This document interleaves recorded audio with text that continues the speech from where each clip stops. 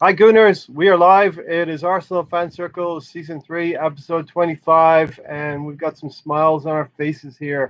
I got Gary. Welcome, Gary. Hello, Ray. Don't waste that tweet. And you know what? Check out Gary. He's got a YouTube channel as well. Search for DWTT, right, Gary? DWTT Arsenal, and you'll see me pop up first. Yeah. Right. Cool. Yeah, check him out. He has things called his five. So we're going to ask you. We might get a little preview, Gary, what you're thinking in a little bit. Okay. Cool. Preview your video upcoming, and we have a new appearance on Arsenal Fan Circle for Matt at AFC Red Room. Matt also has a YouTube channel, so talk about that, Matt, for a second. Yeah, so fairly new onto YouTube, and well, not new to Twitter, but new as an Arsenal dedicated account. So been a fan since around 92, 93. But yeah, so I've got my AFC Red Room YouTube channel. Slowly getting some followers and some subscribers. So thanks to those who've already joined me. But yeah, obviously got my Twitter AFC Red Room as well. Anything Arsenal fan chat, obviously pre-match videos, post-match reviews, and anything in between. Good stuff. And Mahir, you have a YouTube channel as well, Gunded News. Welcome, Mahir. Yo, welcome to Matt AFC Red Room. Thanks for joining us, buddy. Likewise, thanks. Yeah, I've got a channel, but I haven't uploaded much in recent. Now and again, you'll do something now and again, right? Yeah, unfortunately. Listen, we're all psyched. 3 points, much needed 3 points for Arsenal today against Leeds United. But first of all, I want to direct everybody watching on the replay or watching live right now. I'm going to have this ticker running down at the bottom here. We want to raise awareness for Tony, who actually will be joining us. He's late, Gary. He's late. He should get fined, right? I was on time, so that's all I'm going to say. I don't want to get. Oh, you're not going to point fingers. Who's late? I can be fine. Yeah. So listen, Tony's going to need quite a bit of coin to get a permanent prosthetic leg. He had an amputation on one of his legs over the holidays. So when we're all eating our nice meals over the holidays, please, not trying to guilt anyone, but if you can, please, it's a worthy cause. And I think Gunnar Sol said it best on a live broadcast, the live stream he did yesterday. You'll be able to see where your money went. That's a very important thing. Your money is not going to some cause that you won't see somebody getting the benefit from. So as you see on the ticker down below there, search for GoFundMe, help Tony get his permanent prosthetic leg. It's going to take a few weeks, but we are committed to trying to raise awareness and raise funds for Tony to get moving again, because he's got to take care of his gran, and he's got to take care of 2 dogs as well. And as everyone knows who has pets, it's a full-time business. They need looking after. So please, either donate. If you can't donate, please share the link I will be attaching down bottom. So anyway, it being Valentine's Day, I'm going to start Matt off. Listen, behind every good man and woman who's on a podcast, there is a good partner, a good wife, a good girlfriend, a good boyfriend, a good husband who is behind them. Sadly, not Mahir. He's in the market. So Mahir is available, I think. But Matt, let's have a few words on Valentine's Day for our beloved ones. Yeah, I'm very, very lucky. Yeah, I've got a very understanding girlfriend. Elsie has to listen to me shout, scream, celebrate whenever the Arsenal's on. So she's very kind. She's very good. She does just let me crack on. So she's been good on Valentine's Day. She's not had any issues whatsoever. I've not had any moans or groans. So I'm very, very lucky. She's a keeper. So shout out to Emma. Excellent. Shout out to Emma. So yeah, like I said, it being the day that it is, Gary, you've got anyone to shout out or? Oh yeah, yeah. I got lucky too. Holly is my wife of many years, and she's actually more of a online star than I am. She does a lot. Part of her job is to go out in there and show hairstylists how to do their, do some of the work that they do. So she does a lot of online videos. So she's a bigger star than I am in her area of domain. So, love you. Thank you for letting me do this, even though, whenever I say I gotta go do my video, so, but she knows it makes me smile. So that's. And Gary, your profile on Arsenal YouTube channels is growing and growing. So almost every day you can see Gary somewhere, right? Oh yes, I've been. Yes, I don't know. Yeah, you shouldn't have said that on the video. Now she knows. This is live streams for you. Trying to get me in trouble. Oh man. Mahir, anyone you want to shout out? Family. I want to shout out to all of your guys' wives and girlfriends. Shout out to all the single ladies. Shout out to absolutely everybody enjoying Valentine's Day. Yeah, I'm going to echo what everyone said. My wife, Jill, she puts up with me doing this 2 times a week. I dare not push it past that. That's about 4 hours. And she does give up her time to allow me to do it. And, I love you, Jill, and happy Valentine's Day. And after this, I'm going to pack everything up and take Valentine's Day for what it is. You know what I mean? Finish it out. So, listen, since we're spreading the love, Gary, 4-2 win. Leeds United, 2 goals. Arsenal, 4. A much-needed win. Definitely, yeah. I mean, after the last 3, we need a pick-me-up and a little let's get back to what we were doing before, and let's see the fruits of our labor, right? I mean, I believe we were working pretty hard in the last couple of games and not getting anything for it. Today we went back. We were able to work really hard, and we were able to get the goals that we expect to see. And we started off strong again in the first half. We even made subs, and it still didn't make a difference. So that's promising, and I like that. So yeah, we got the 4 points. We look pretty strong in this game. I'll take it, and hopefully we can build on this one. For the next 2 that we have coming up, where we're going to need to be just as solid on both sides of the ball. So shout out to Rich Sports and Norma. Thanks for joining us again, Norma. Martin Odegaard went missing today for me. He needs to step up, or Smith Rowe will take his place because Rowe is better today. I think if you look at the pure stats, Mahir, Emile Smith Rowe had an assist for Aubameyang's 4th goal, but I think Odegaard had the assist for the 1st goal as well. I'm surprised by that comment. Because I thought myself that actually had some really good quality touches today. I thought he linked up well with Ceballos. Like I say, I had the assist. I thought he played really well today. Yeah. But I didn't feel like he stood out a lot today. But I do believe there was one big miss, right, where Aubameyang should have made the run to the goal, which he always does. And in one attempt, he actually started moving towards Odegaard, who made the pass through the middle, and it looks like a really bad pass, but in reality, it was Aubameyang not knowing that. Okay, I gotta make this spin. Eddie, what was the score at that time? What was the score at that time? Would it have added to 4, or would it have added to? That would have made 4 probably in the first half, I believe, because it was going on my viewing, it was going to the right.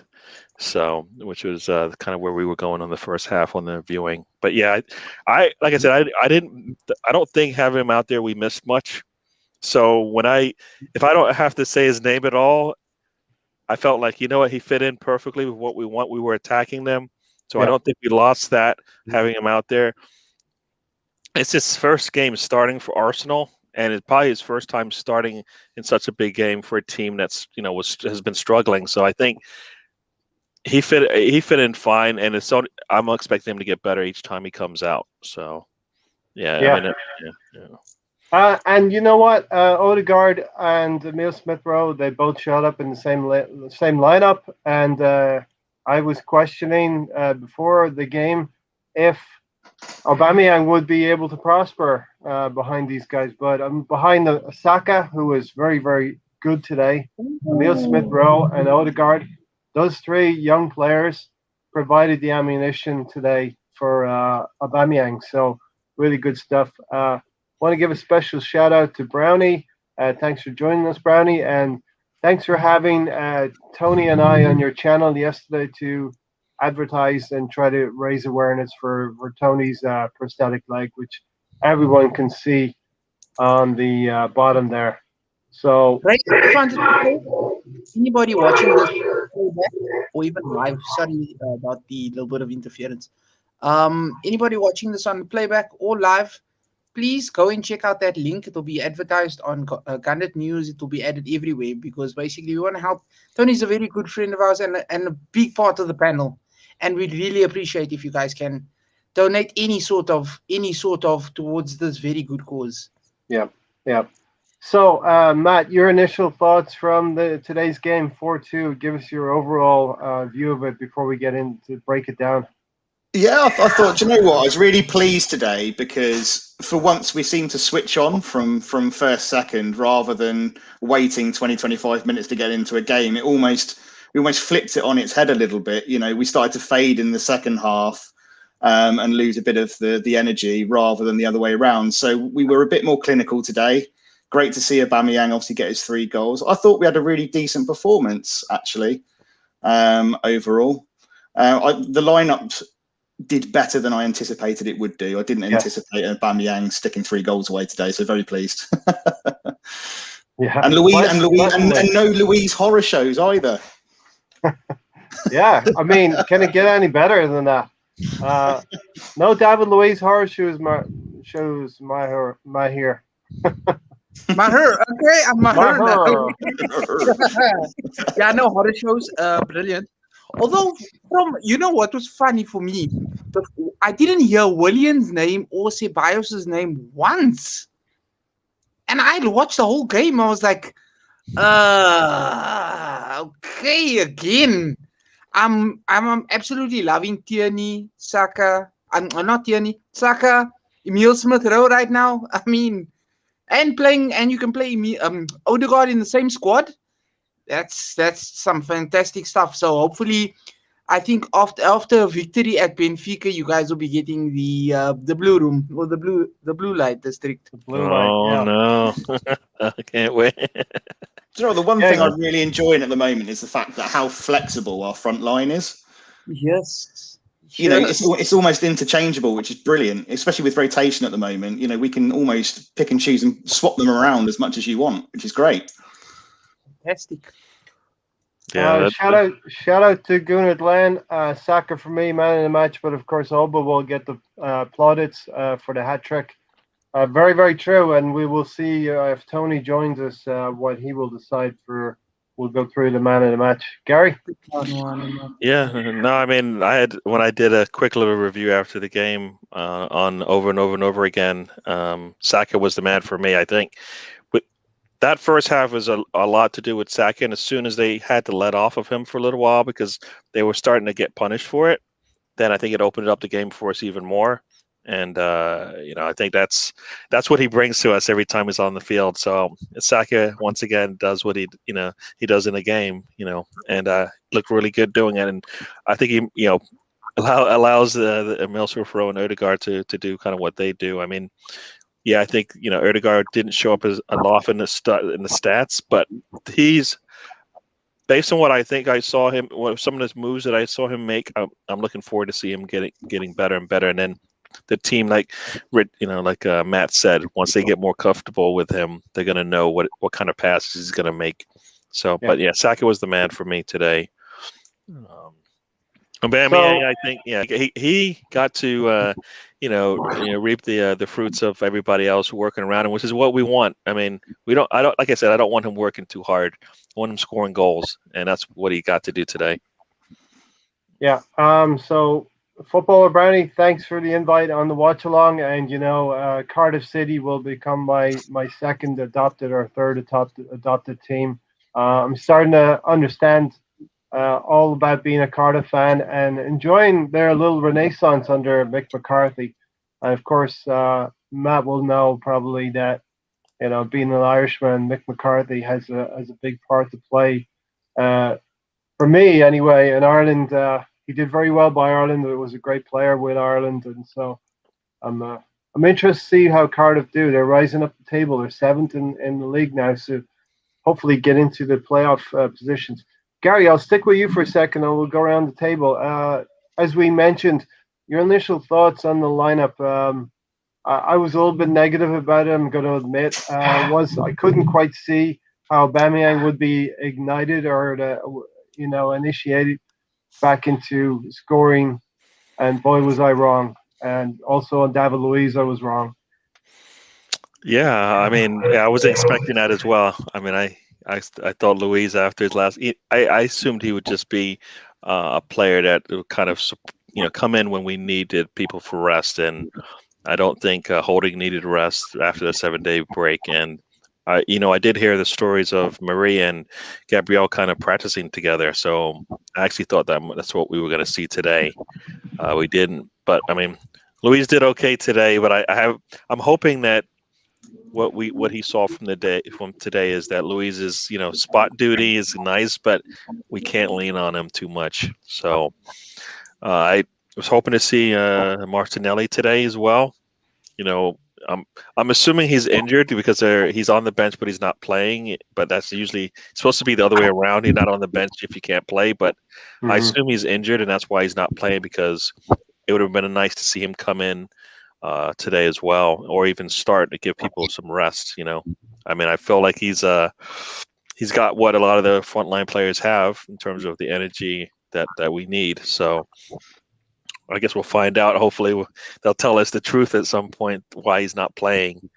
I mean, like I said, the mid two didn't feel like they were negative for us today, and that's good. That's good when I don't feel like that. Yeah. Yeah. And the front four. Anything on the front four? This is like for me. This is what we've been seeing for a while, right? But we actually saw the goals go in today, right? So this is what we've been expecting. We in the last couple of games, we just haven't put the goals away, and we did today. So this is kind of what I expect. I mean, should I be? I don't want to be. Should I be flipping or doing flips or anything like that? I don't think so, because I think this is what we expected to see when we got these.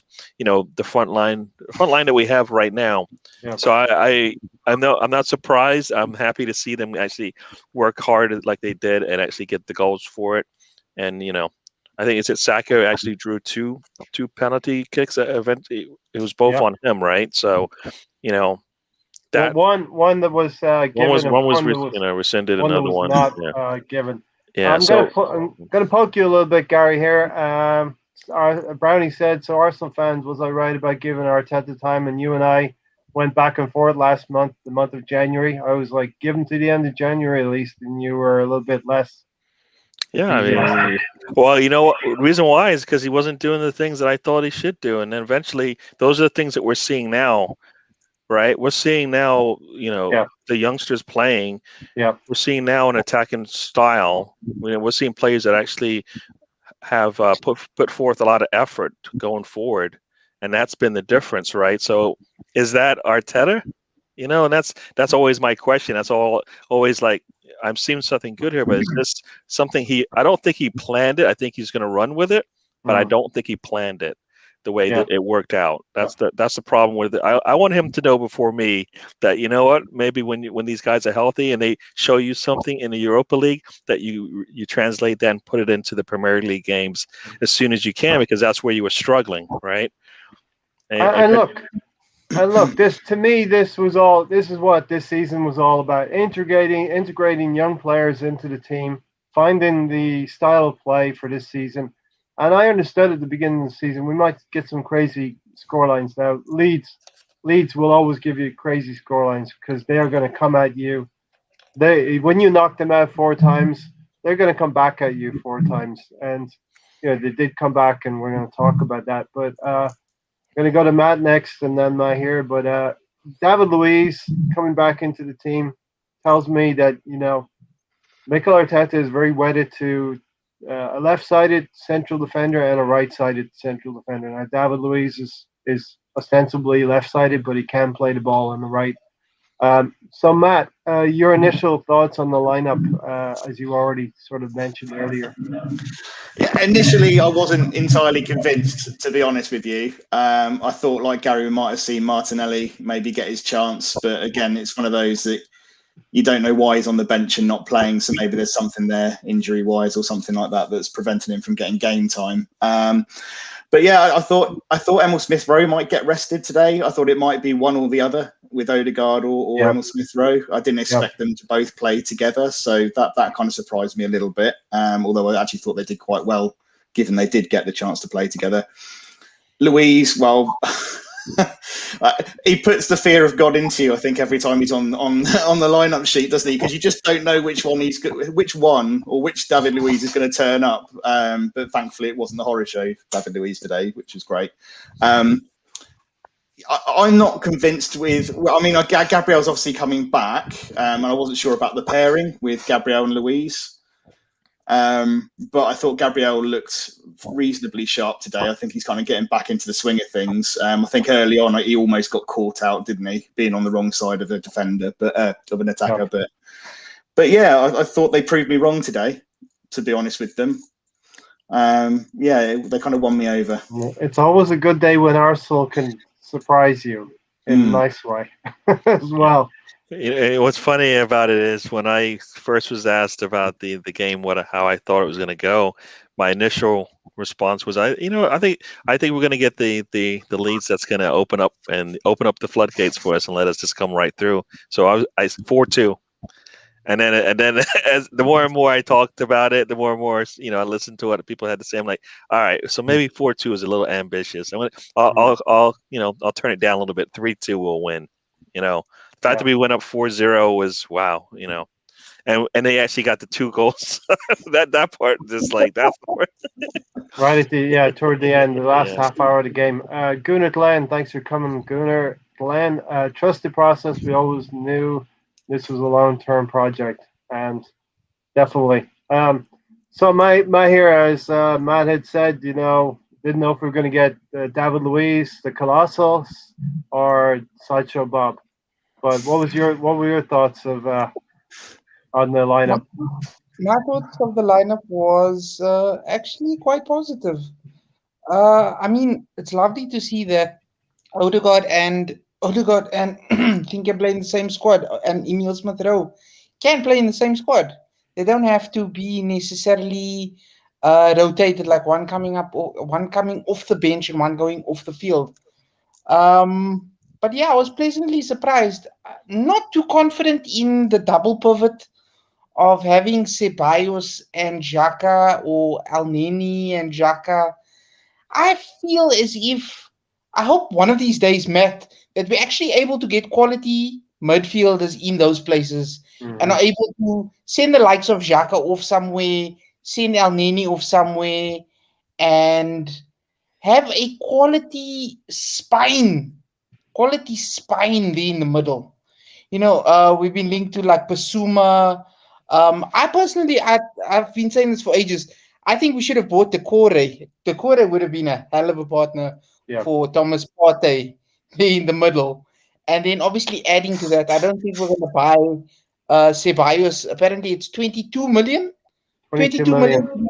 Yeah. Ceballos' move permanent. I would not agree in that.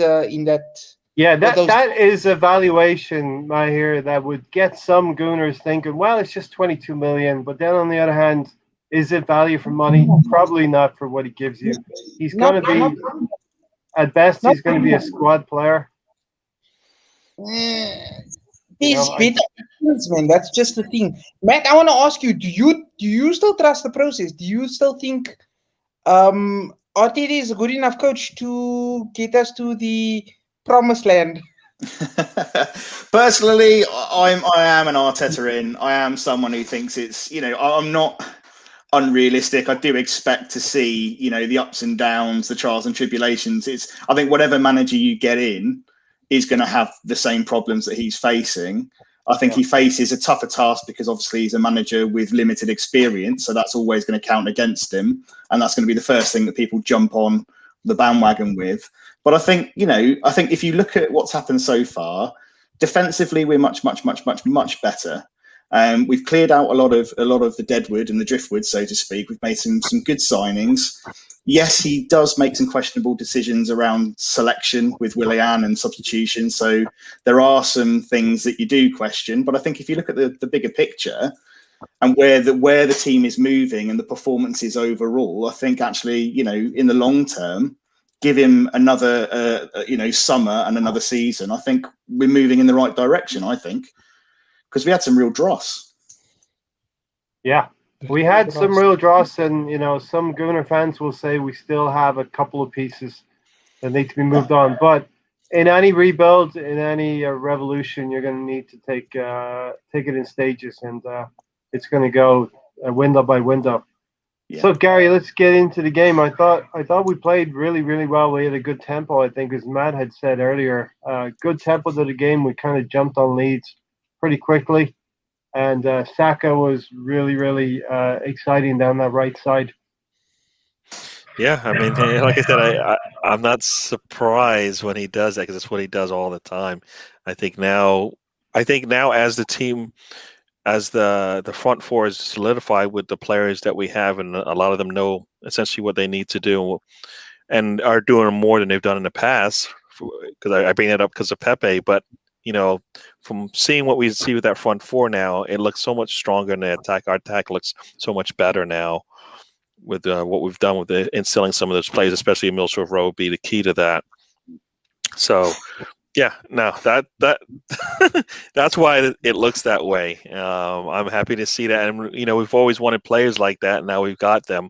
So now we just need to get them out on the field and get them more familiar with each other, and we'll just see more and more each time.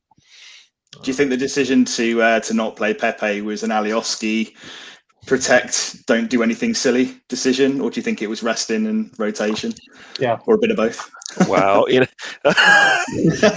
needs to fight. He needs to face his demon. So he's probably, if that was the case, he needed to actually come back into the game and do what he's done in the last, in the run that we've had, because that's not the same Pepe. Right, the Pepe we see now and the Pepe back then, a totally different guy. I think he has too many things to be dealing with on the field to be worrying about Alioski, right? Yeah. I think now with the way that we're playing, so I think he would have been. I would hopefully think he'd be punishing the Leeds team based on what he's done in the past, and we know it's there all the time, but we want to see it more. So yeah, I'm hoping it's because he's part of the starting 11, and he needs rest. That's why I'm hoping he was pulled, and not because he isn't the one. Because I feel like we have what, 5 or 6? We have six players that we can rotate in that front four now, or maybe even 7. So it shouldn't matter who plays. Yeah, I mean, but they need to know that they're not sitting because they did something bad in the previous game. They need to know that it's just part of the rotation because we are pretty solid there, right? We have at least 5 players that can come into those forward positions. Yeah. And to answer your question, Matt, I just put the banner up saying I think Pepe was held back with a view to the Benfica tie on Thursday, and a lot of our team, I think Pablo Marie, another one, Lacazette, they were all rested with a view to Pride Thursday night. Now, I mean, if you pull Lacazette and then you had Aubameyang to score almost 4 goals in a half, I mean, I don't. That's why we spend the money on Aubameyang, is so he could put balls in the goal. So yeah. if he never rests, right? If he came out of this started the season this way, or we could see it coming, there's no way he's sitting. So when does that come to that point where what? This is the Aubameyang from the past where he will give us goals, or he'll put himself in position for us to score, because we saw a really good game from him today. I think we saw what happens when he's got players behind him, right? And so I'm like, if that's the case, then we may not need to change. He needs to sit up top there and do what he did in this game, because we're going to need it. Yeah. Young players who are going to back him up as well, Gary. Mahir, is that Angel who was on the podcast with you in like September of last year? Yeah. Okay. Welcome, Angel, and Yay. welcome, Matthew Price as well. So really good to have everyone coming in now. Yeah. So Mahir, first goal for Aubameyang. I thought it was Odegaard who passed, who combined with Emil Smith Rowe, and it was Emil Smith Rowe passed him. No, it was Xhaka, man. That first goal. Xhaka. Yeah, Xhaka was the Xhaka. one that made Yeah, the pass. So yeah. yeah, and that's what we want. We want our midfield to make that pass, and they did. Okay. So I think it was who was it before it was said? Yeah, Norma said that it wasn't an Odegaard assist. So yeah, Granit Xhaka passing the ball to Aubameyang in that inside left. So Meyer Aubameyang's playing through the middle, but he receives the ball in the inside left channel. Probably the best area of the pitch for him to be in. We know what he loves doing. He loves cutting in, putting it on his foot, and finishing or doing the living daylights out of the ball normally. Because he had one that we're going to discuss also. He had a shot that hit the bar. That was a first time pass, and he just took it and it went ping. And I was like, what? Oh, man, that had to be a goal. Well, that's Yeah, the I thing mean- with Aubameyang today, right? He just seemed more involved. You know, his movement was much better. He seemed more, involved with the game. He wanted to kind of move into the space and the areas to receive those kind of balls, which, in games previous, he's just not seemed to want to do. Yeah, Absolutely. Absolutely. But so that's what he Gareth- does at his best. Moves in and around in all the different spaces that you can possibly find for a central striker, so he can make an opportunity for somebody or be in an opportunity to put it in the back of the net. And what I thought he did really well there, Gary, was he got the shot away early. He came inside Aileen and got the shot away and to the near post as well. Yeah, I mean, when he's out there with space, you're in trouble as a defender because he can't go by you if you make a mistake and come towards him. So your best bet is to back up and give him space, is what they did, and he has to choose where the shot's going to go. So he like you said, yeah, I think I forgot who said it, but his movement today was really good. He was constantly moving up. I mean, I think he was moving too much because he was coming back so far, and I'm like, what are you doing in midfield? Get back up there, Well, I mean, think- late on though, Gary, there was that chance he got chopped down and he looked like he was injured for a little while. But I haven't seen Aubameyang do that for quite a while. Really go on a bursting run and try and use his pace like that. So that was really good to see from him today. Yeah, so hopefully that means it was a healthy reason why he was kind of like not the guy we thought, because he seemed to be slow once we started this, the change in formation and all of that. He seemed to be slow and just behind all the passes that were coming his way. And today it seemed like he had it seemed a lot better. So maybe it's one of those things where we just don't, he had a little nagging injury that just never healed from. He got it. And now he looks good today. Hopefully that foot down the back of his leg does nothing, because that looked a little dangerous the way. Oh, nasty. Yeah. Stan said same people saying that Odegaard did nothing would probably be applauding if Ozil had put in the same performance. And I thought Odegaard had put in a decent shift today. I think you said, Gary, to get 90 minutes under his belt now will help him to get up to speed and help us with the rest of the season. Yeah. I mean, he's not ready. I don't think he's. I assume I didn't even think about that at the time when he got taken out, but he's probably not at that point where he can give us 90 minutes of solid football right now, which is fine, because that's not we brought him in and he wasn't playing regularly anyway. So if he's able to build every time he comes out, so that's really good, especially if him and Emil Smith Rowe kind of switch back and forth as everybody else gets back into the squad. I think it was more quality over quantity today. So I also thought he put in a decent shift today. I thought he was involved. His first touch was excellent. He really linked up with. I thought he linked up with Ceballos really, really well today. I'm not seeing the whole he did nothing. there were times where he got the ball, and I thought he showed his quality.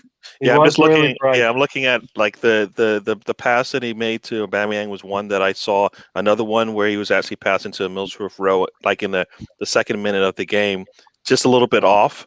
But he can see that, and a lot of times our players don't even make that pass. But he can see that pass. It's only going to come with time. He's going to get. I mean, he wasn't. Like I said, his name didn't come up a lot if you were listening to the broadcast, but if you saw what was going on, some of the passes he was making are what we want, and they're only going to, like I said, he's only going to get better every time he gets out there and plays with these guys.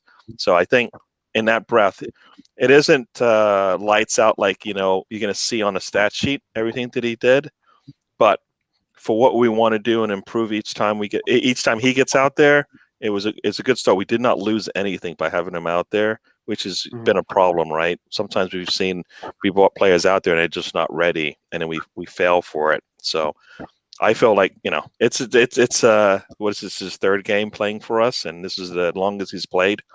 I'll take this. This is only going to get better, I think, hopefully. Yeah, I thought he kind of helped, because I thought today as a whole unit we were so much more mobile and fluid. There wasn't that kind of, stop, start, take 3 touches and go. It was much more fluid. And I thought Odegaard, he doesn't take long to take the ball in his control and then move it on or turn and move. And I thought that really helped today with our play and keeping things ticking over.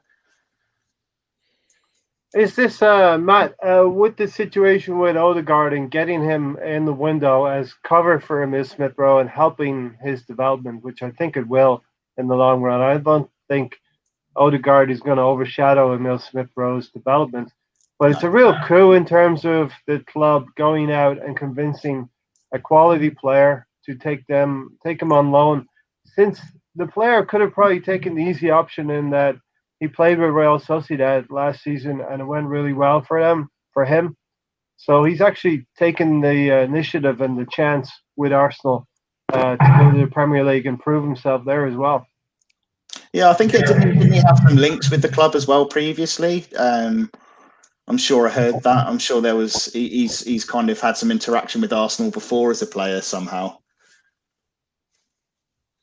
But I don't know if anyone else knows any more on that, but I'm sure I've read it somewhere or seen it somewhere. Brownie might be able to chime in on that one. So yeah, I thought he practiced. He maybe interacted with Wenger at one point. So I think that's where there is some of a connection with Arsenal. Like either he came to a practice or something. There's something there with Arsenal for sure. But and I mean, the thing that to me is a little, I guess, scary. I'm going to call it scary because every time he does well, does that mean he's not going to come back? He's going to go away for the summer like Ceballos, but we actually want him to come back. Ceballos going away might be a blessing for us, because then, we have to make a change there. But Odegaard, it would be nice to have him stay with us. And like Brownie said here, Zidane is probably going to be sacked in the summer. So a new coach might actually want to keep Odegaard. We'll see what happens. What we need to do is make Odegaard feel good about the place, good about London, good about being settled into the team, and, starting to make some friends on London Colney. So, not here. Stan has said Willian getting minutes over Pepe backs up the rumor about Willian having a clause that he had to play a number of games. Whatever about this, it does seem that Arteta is pretty wedded to bringing Willian on a constant, regular basis. It just doesn't. I mean, there's only one logical solution for that, and I'm kind of tending to agree with Stan there that there must be something in his contract that says he's got to play a set number of games, because why else would you bring him on? As a coach, as a fan we can clearly see it, so as a coach he must see that he's not really offering much, so there's no other reason for me. The only thing I can think, Matt, is that Arteta has kind of reinvigorated Pepe, so he's starting to think that he could do the same maybe with Willian, and He's going to need something. He's going to need something strong. Oh, Ray, you are. See, you Something know what? strong. This is your whole Arteta end thing. Like, he's got a plan. His plan is to get Willian to play like Pepe. No, that's never Gary, gonna happen. It's not gonna Gary, happen. if that happens, Oh. I will lay at Arteta's feet and bow to him. There is no way. There is You look no. at Pepe and you look at Willian, and you go, "Oh, I can't tell the difference." Gary, That's not gonna happen. my job is to try to explain things. I'm not saying they're it's true. But you sometimes believe what you say. If I say it enough times, maybe you're right. Yo, is that speak it into reality? Oh my God, bro, Ray. Angel, Wenger brought Odegaard to Colney training show the ground when he was 15 years old, but Odegaard chose Real Madrid. So it was probably, like it's a generational thing, grew up with Arsenal, and we're still hanging on by a thread on that thing. We need to get some more You always hear success. those stories of the players that decided not to come to Arsenal, and then I don't know if it's for just for clicks and stuff, but they always say, it would have been probably nice to have, actually taken the opportunity to come to Arsenal. So he has an opportunity. He has an opportunity now. Ronaldo was supposed to be at Arsenal, yeah. So he's just going back to Wenger's I almost signed. The famous I almost signed starting 11, yeah. Oh my God! And you could definitely put out a good 11. Hey, if Ardegaard looked at any of those, he might go, maybe I don't want to go back, to Spain. Maybe I want to stay in England. So Odegaard had a trial with United, Ajax, Real, Arsenal, and Bayern. And listen, we want to give our condolences to Jurgen Klopp, and losing his mother is a big thing. Anyone losing their mother will know that. So it's such a tough thing for Klopp, and hearing that Klopp's resigning from Liverpool, he chose to not travel back to Liverpool with the team after Beck and Robertson. Oh, okay. Beck and Robertson had a fist fight. Okay, I didn't hear about that. Yeah, I saw some rumor about that in the locker room. They were kind of going back and forth, blaming who for what, when and where, kind of thing. And it got Allison. Allison? Yeah. And Robertson. I mean, Allison is just in his own head right now, Gary. Once a goalkeeper starts to make mistakes, you need to go back to. We saw that against United today, right? I mean, it can happen to a better team. If we're gonna talk about the team, I don't want players to fail like that. But it's good as a team to be able to laugh at your rivals when they struggle, because they've been laughing at us. We've been struggling. They've been laughing at us. So what goes around comes around. As long as you know that. I mean, I don't mind a little bit of banter, but I can take it as well when it comes our way. Pepe has been saved for the Europa League and not to have the same incident like Alioski last time. Rich, so Brownie did tell us about Willian's contract too. Brownie knows everything, or so he says. He's the Oracle. I was going to say, the Oracle. We used to get linked with Willie and dodge the bullet there. Yeah. I kid, Brownie. We love you. We love you because you got a lot of knowledge in there. I don't know how. Hey, I was part of the Ramsey transfer from Cardiff to Arsenal. He was on his way to United, but Arsenal paid us $250 just for the opportunity for Wenger to have a chat with him.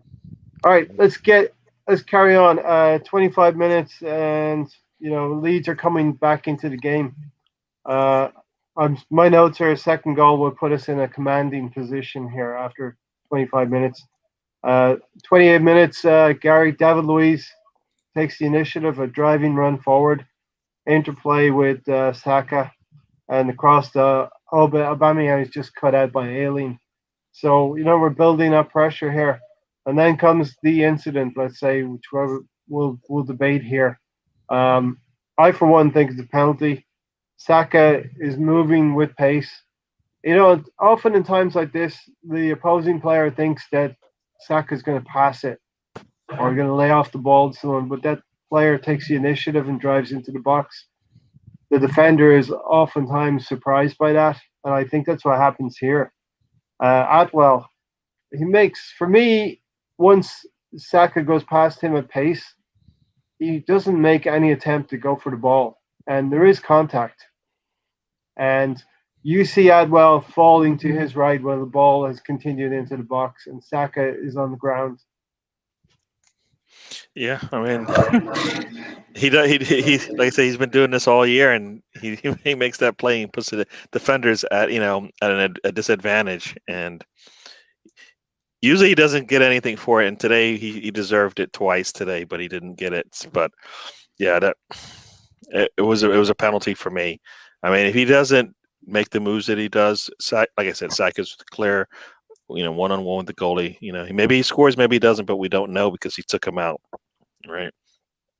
Is anyone going to also comes to the this is also my up. This is why I kind of a little not happy with VAR because all right, if that's not first, it was a penalty kick, so the official goes looks at it and says, oh, you know what, it's not now, right? Supposedly he's the only one that can make that decision. So if that's the case, then that means that Saka dived, and I don't think he can say that at all. I don't think he can say Saka dived. So, which one is Gary, it, right? So, Gary, should there be some kind of an apportioning of blame? If you're not given a penalty, then you are given a yellow card for a dive because we're seeing this too much where players are getting away with contact, minimal contact. Yeah.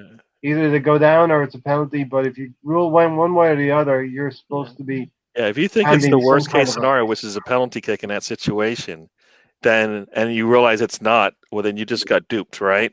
Because that's the only thing it could be. Because you thought he said it's penalty kick, right? He's pointing to the spot, says a penalty kick, looked at the tape, and then said, "You know what? Oh, it wasn't that bad." Well, your initial thought. I always say your initial thought's usually the right one, right?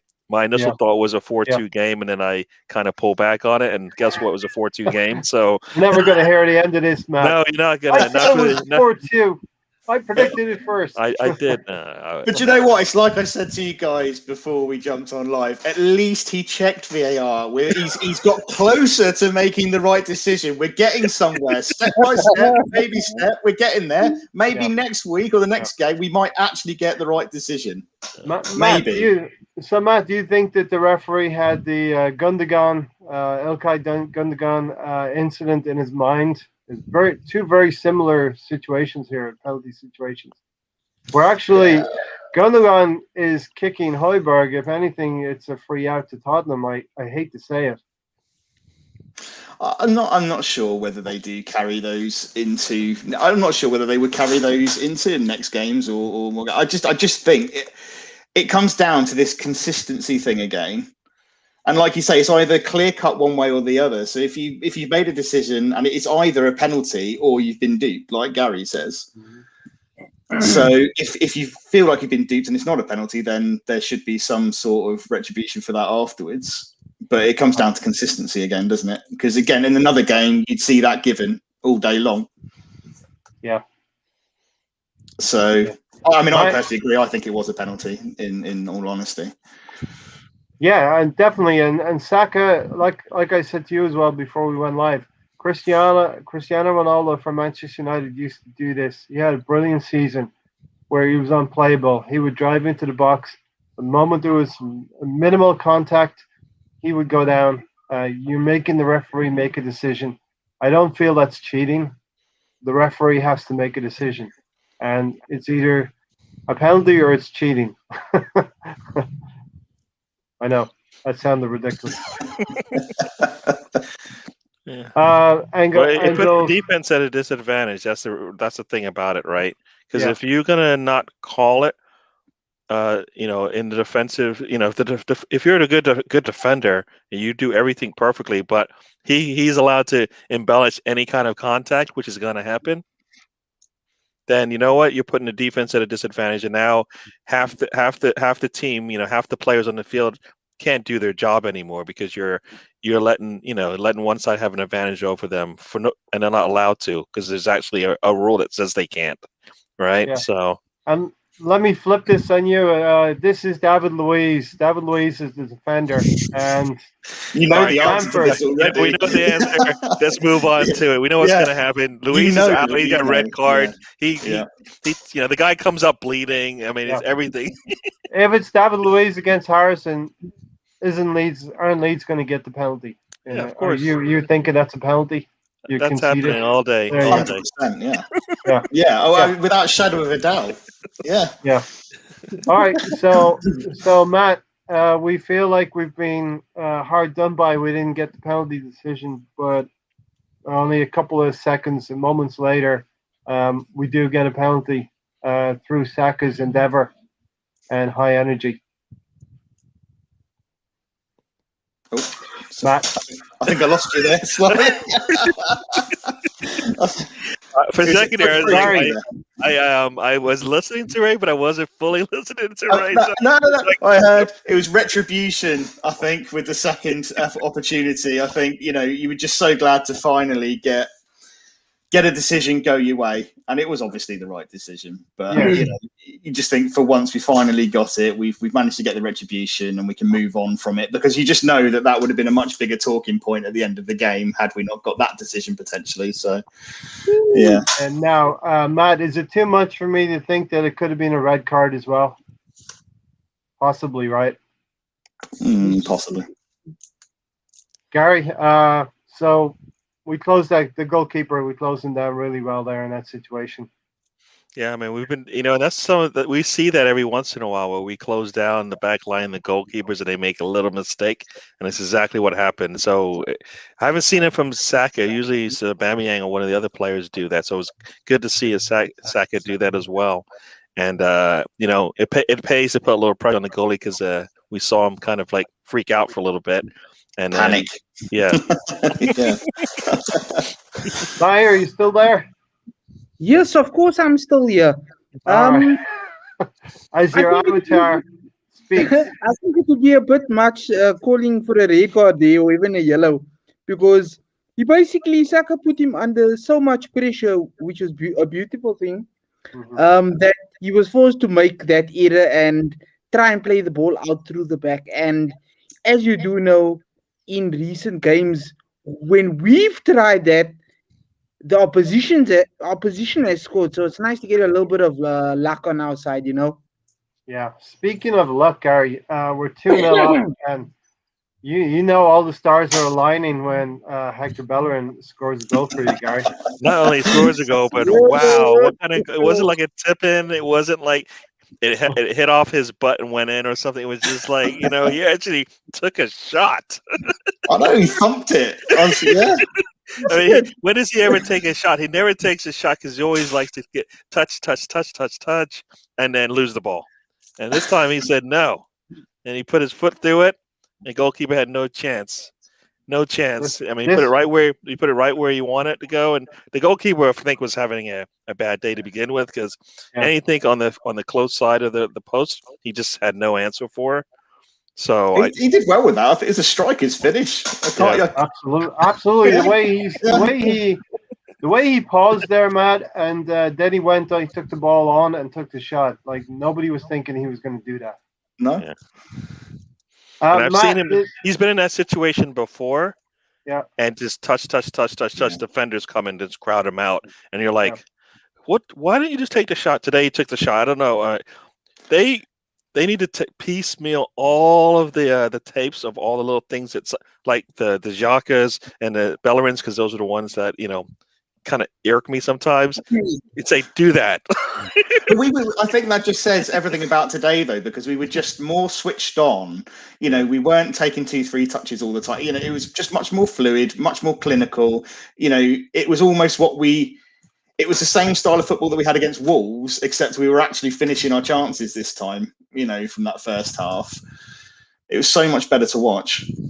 Yeah, speaking about better to watch, Matt, this was a goal that we would remember playing football the Arsenal way, as the song goes. It was very well constructed, and Ceballos had a big part to play in it as well. It was a nice little ball through, wasn't it? Yeah. So to take you back, Saka goes on a crazy, mazy run across the edge of the 18-yard box, and Leeds players are pulling out of him, thinking we're going to get another penalty here, but the referee is not going to give us another penalty, right? He finds Aubameyang on the inside left channel, a great cross to Hector Bellerin, who nods the ball down to Ceballos. Now here Ceballos nutmegs one of the defenders And Bellerin's in that position where you just don't know what he's going to do, right, man? Yeah, it could have gone either way. Like you say with Bellerin, you know, as Gary quite rightly said, he often gets crowded out and kind of panics and doesn't really know what to do in that position. But today he just seemed to have a moment of clarity and absolutely belted it. And So so very happy to see. now, you know, we just can't have any good things. I keep saying that every day and every 10 minutes. We say something good for about 10 minutes. Guess what? There's worse things coming. Well, he got caught napping a little bit later on, didn't he? So it lasted for a while. But, you know, but take your hats off to him. It was a good finish and a good goal. So give him credit where credit's due. Absolutely. We're going to give him credit because we're going to take some of that credit away in the second half. He give it, and he take it away, man. You know, he does indeed. Yeah. As Sam said here, Bellerin and Xhaka cost us points overall over seasons. How many points have they cost us? Not a small number. Mahir, let's talk about good things about the goal first, and then we'll get into the sons of Arteta. Oh, have you lost his sound? You're on mute. Sorry, I'm on mute. Ooh la la, like strikers, that was a belter though. Like I didn't think if Hector Bellerin has this in him constantly, consistency, most important. Yeah. I want him there. But as Sam said, over how many seasons have they actually been performing constantly, both him and Granit Xhaka? I've said for a long time now, actually, you guys know my thoughts on Bellerin and Xhaka, so they're not good enough for Arsenal. If we can find upgrades, I want to see our team on top. I want us to have watch-alongs where teams like Leeds aren't even in our heads at all. It's not even which Leeds turn up, which of our Arsenal side turn up. It's Leeds 3 points. Aston Villa 3 points. Crystal Palace. It's please, man. Please. Not even one goal from them today. 5-0. I'm waiting for that. Or even a 1-0, but a performance to show us that, listen here, we've got it in us. We love this club. And we want to go to the higher up or the upper echelons. Like, firstly, winning the league. I'm hoping, give it 2-3 years. But like when it comes to the Bellerin goal, beautiful goal. There was a light nutmeg as well involved in that. And that was shocking to me. Gary, so Russ is saying David Luiz is to be offered a new contract. For me, that would be a mistake to go into next season with David Luiz. Someone would say it was a mistake the first time we got a contract, the second time. Yeah, but if we're rebuilding, I guess you know what that would be. You know what that would be like, Gary, if you're rebuilding if you're tearing a building down and you use the same order to go back up. I think there is no reason for us to have any question about depth with our center backs. We have more than enough either on the team or out on loan, or even that they just picked up, right? I mean, they've gone out and did a lot of work in terms. We've got 3 or 4 center backs on loan right now. Make it work, because we can't afford to spend any more money on center backs. We had 8 to start the season, and only like 3 or 4 were worthy of even getting the shirt.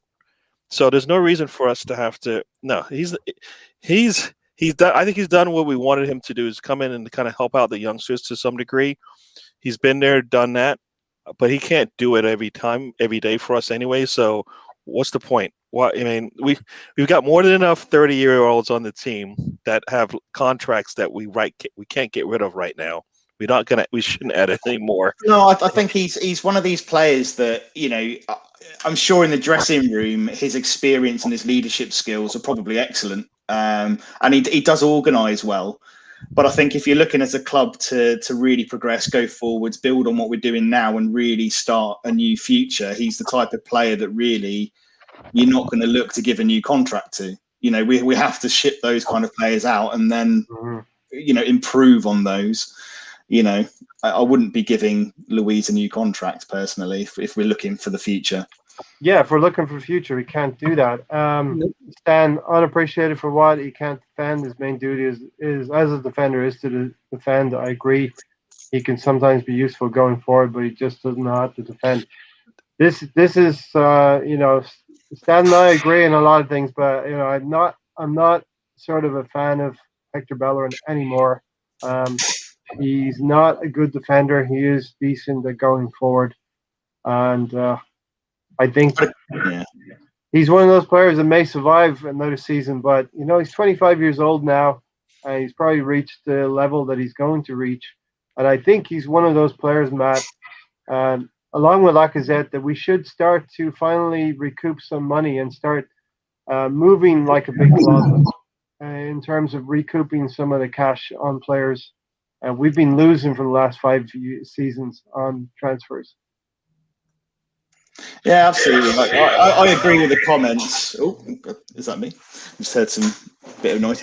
Yeah, so Bellerin, like I say, I'd agree with the comments that going forwards, he's actually quite useful, as proven today. But going back, he leaves you open, doesn't he? But I think there are certain players in the squad, like the Bellerins, like the Lacazettes, that really you would be looking to cash in on, in the summer, and start looking at other options, for Arteta's master plan, because I'm not sure whether they would feature in that long-term project.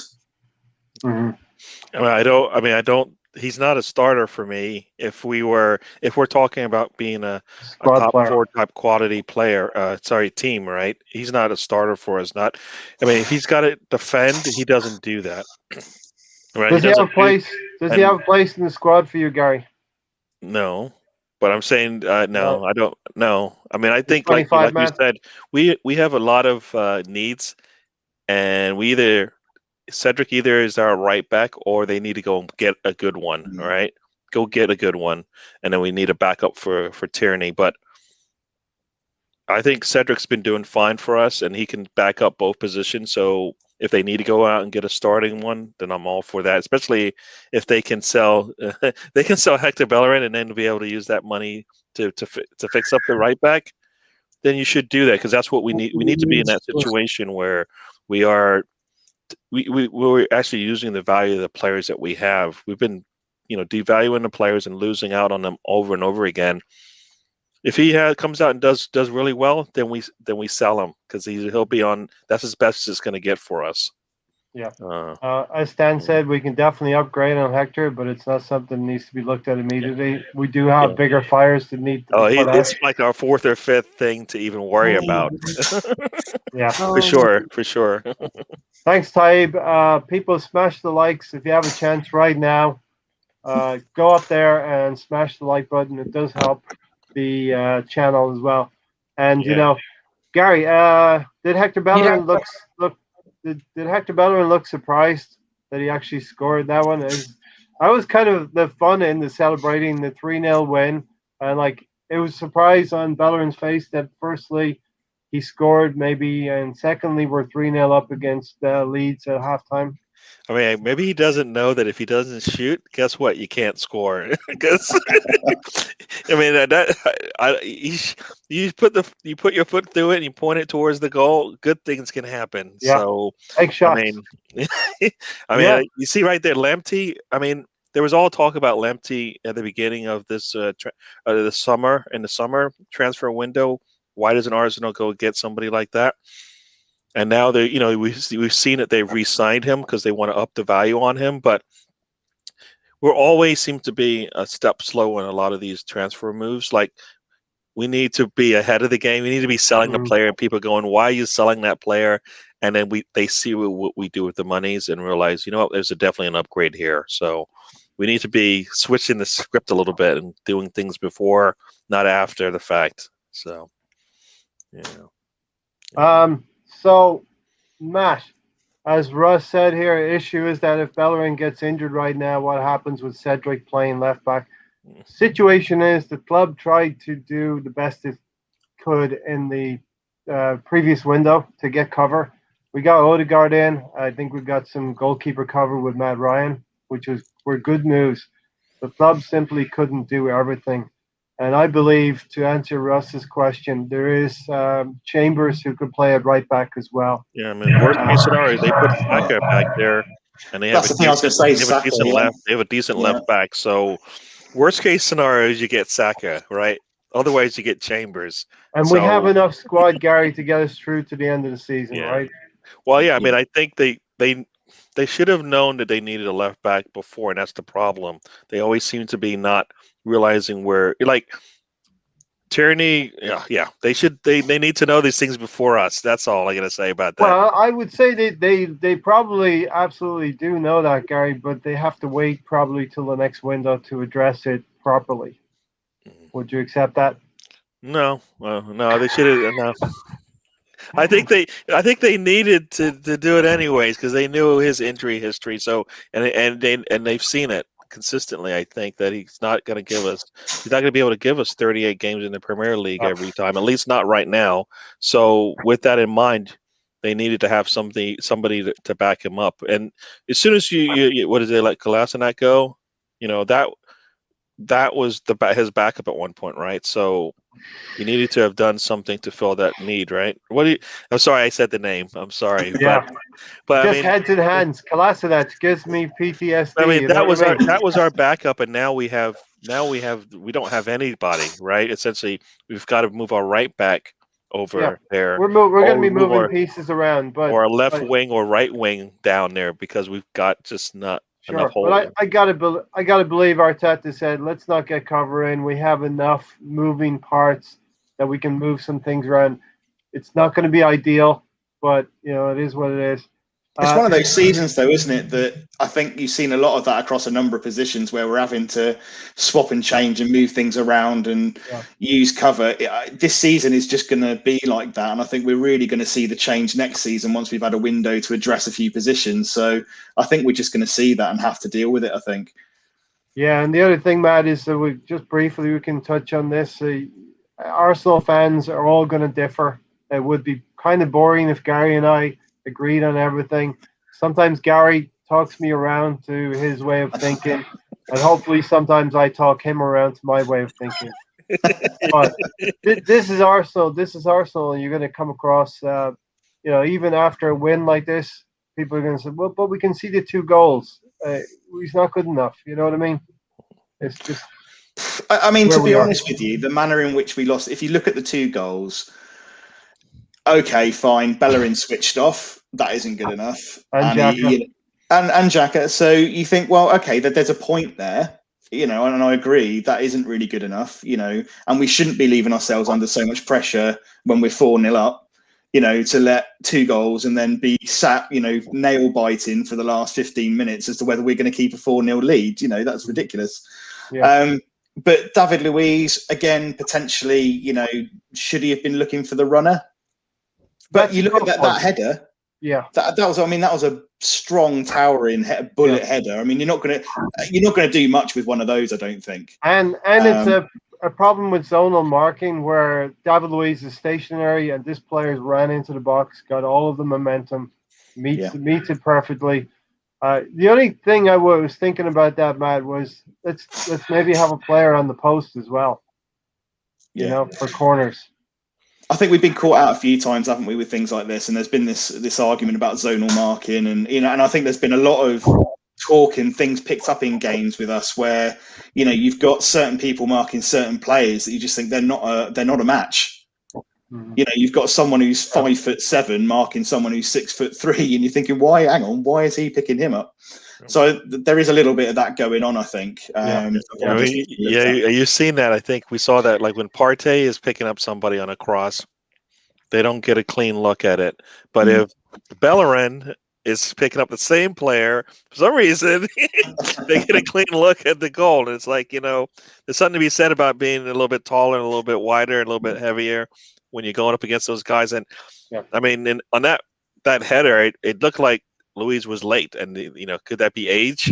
Because he's been heading a lot of balls away in the past. That was one that if he gets his head to it, it goes. If he gets his head to that ball, it's not going anywhere close to our goal. So I don't think he even, because looking at it, he was obviously focused on the ball coming in, but I don't think he actually had any idea of any runners coming in behind him. And I think that was down to, was it Saka that was coming across, of all people?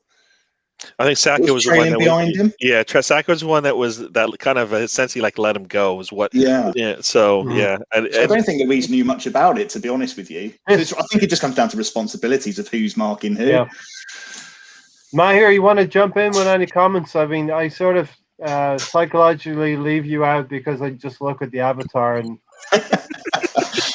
Yeah, it's a very amusing avatar, right? yeah, I love it. No, you know what I love, guys?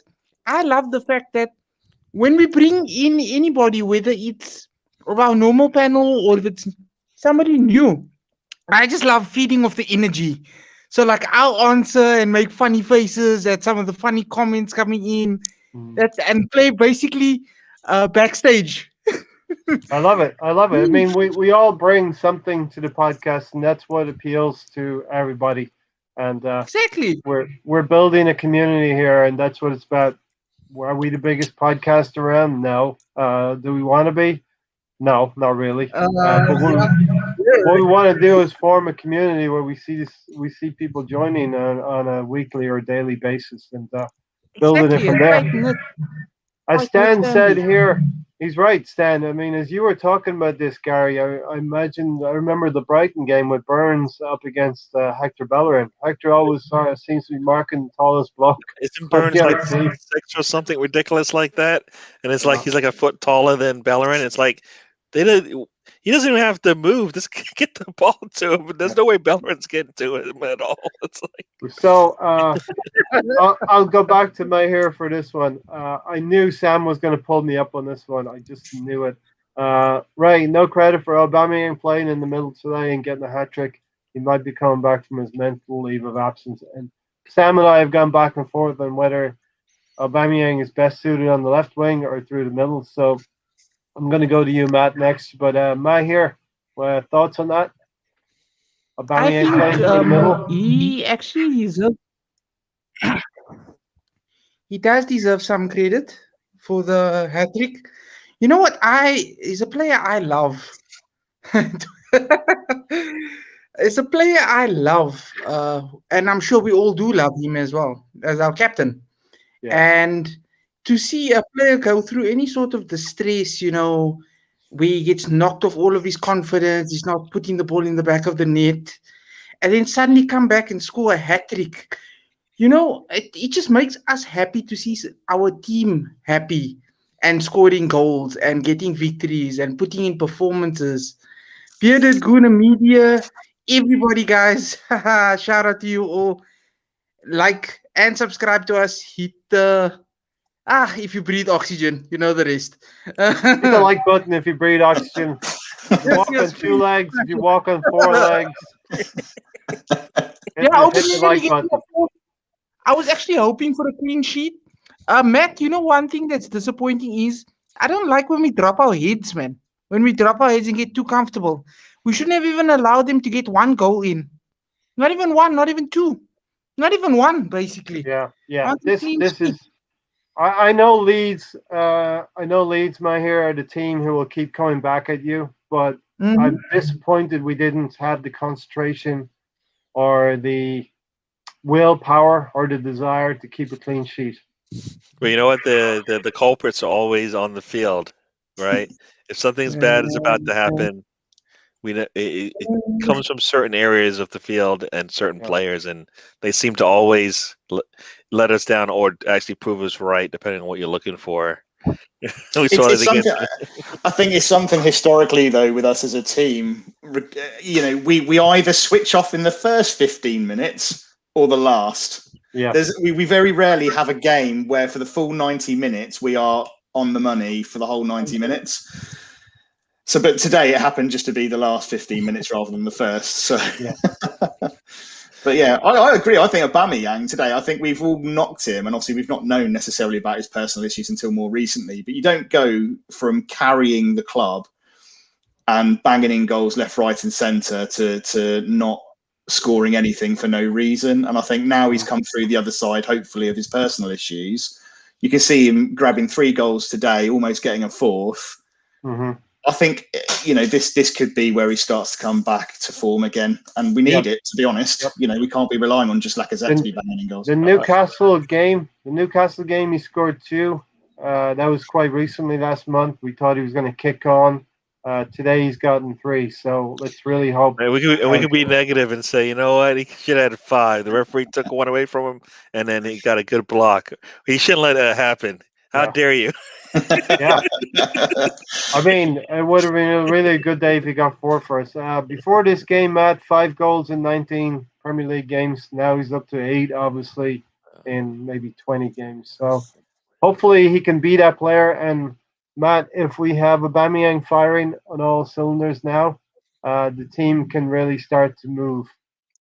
This is crunch time, isn't it? This is crunch time because of the games we've got coming up, and obviously we've still got Europa. We need him. We need him firing because there's a lot of pressure on other players to carry the camp. Let's talk about the 4th goal, Matt. Start us off on that one. Can I say something real quick? Because this is good for you. Yes. This is good for you. Guess who's losing 2-0 right now?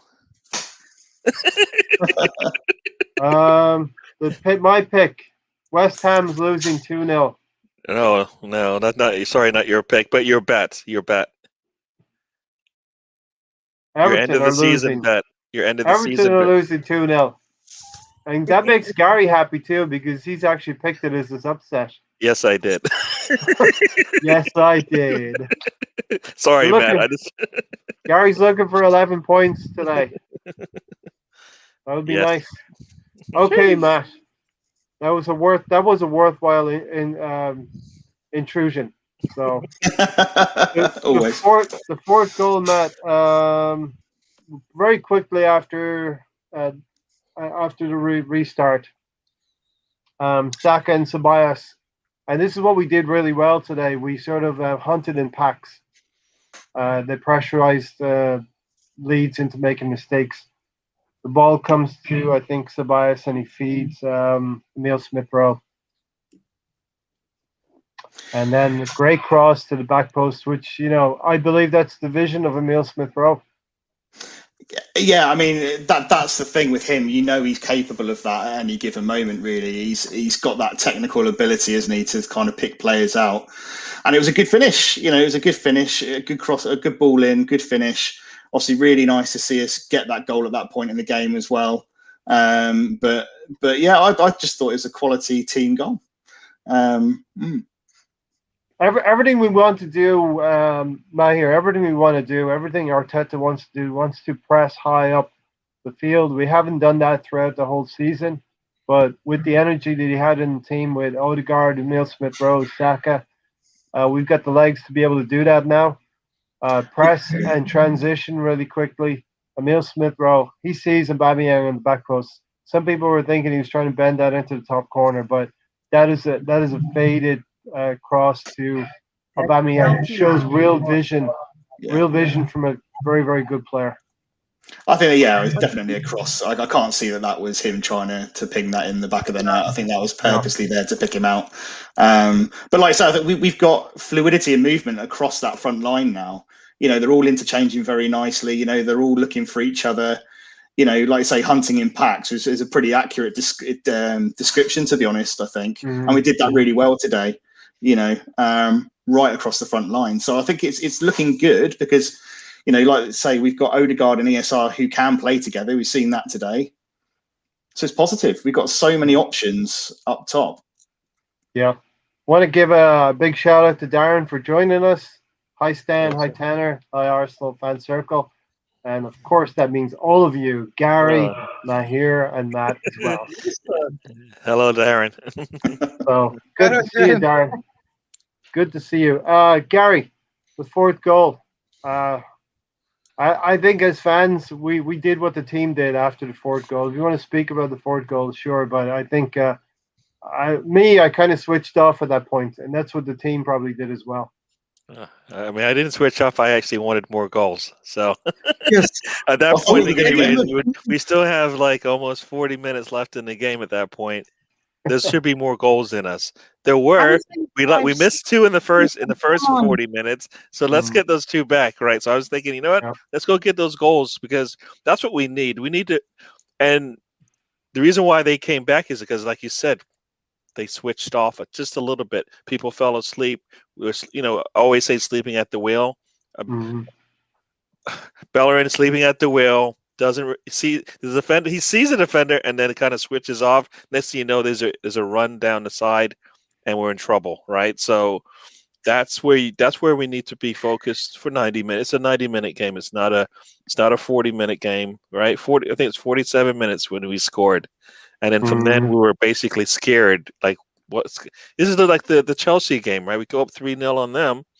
Same thing. They come back. Yeah, They get very much so. they get a goal. They get a penalty. Leno, Yep. saves us, right? Yep. And This we were able is to hold on.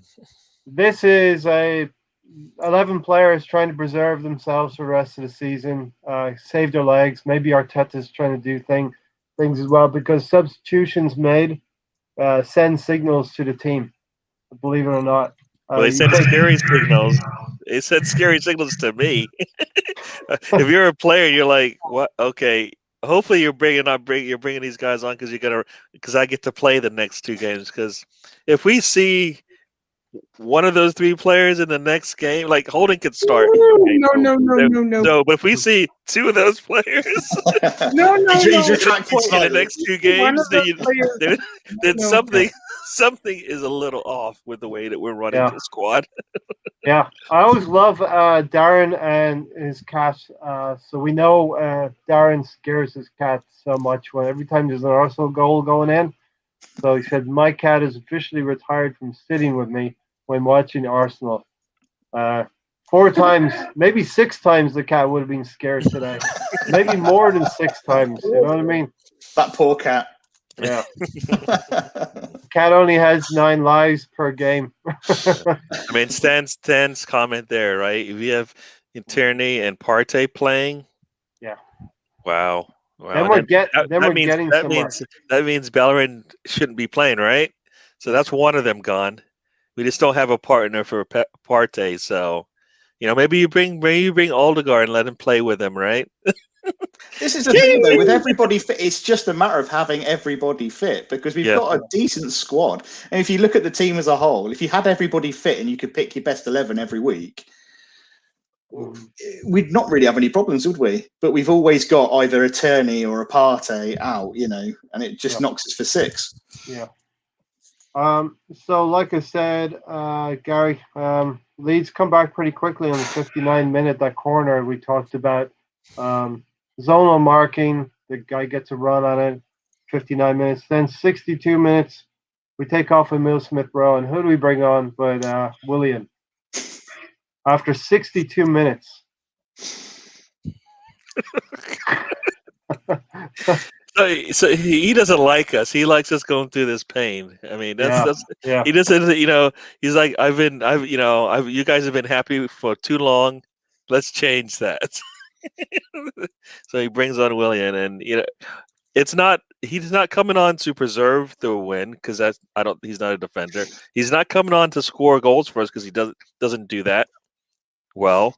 So then what is he coming on for? I guess it's to make sure his bank account has an extra 0 in it, because there's nothing football related that the reason why he comes on. We've got enough players, enough depth everywhere else.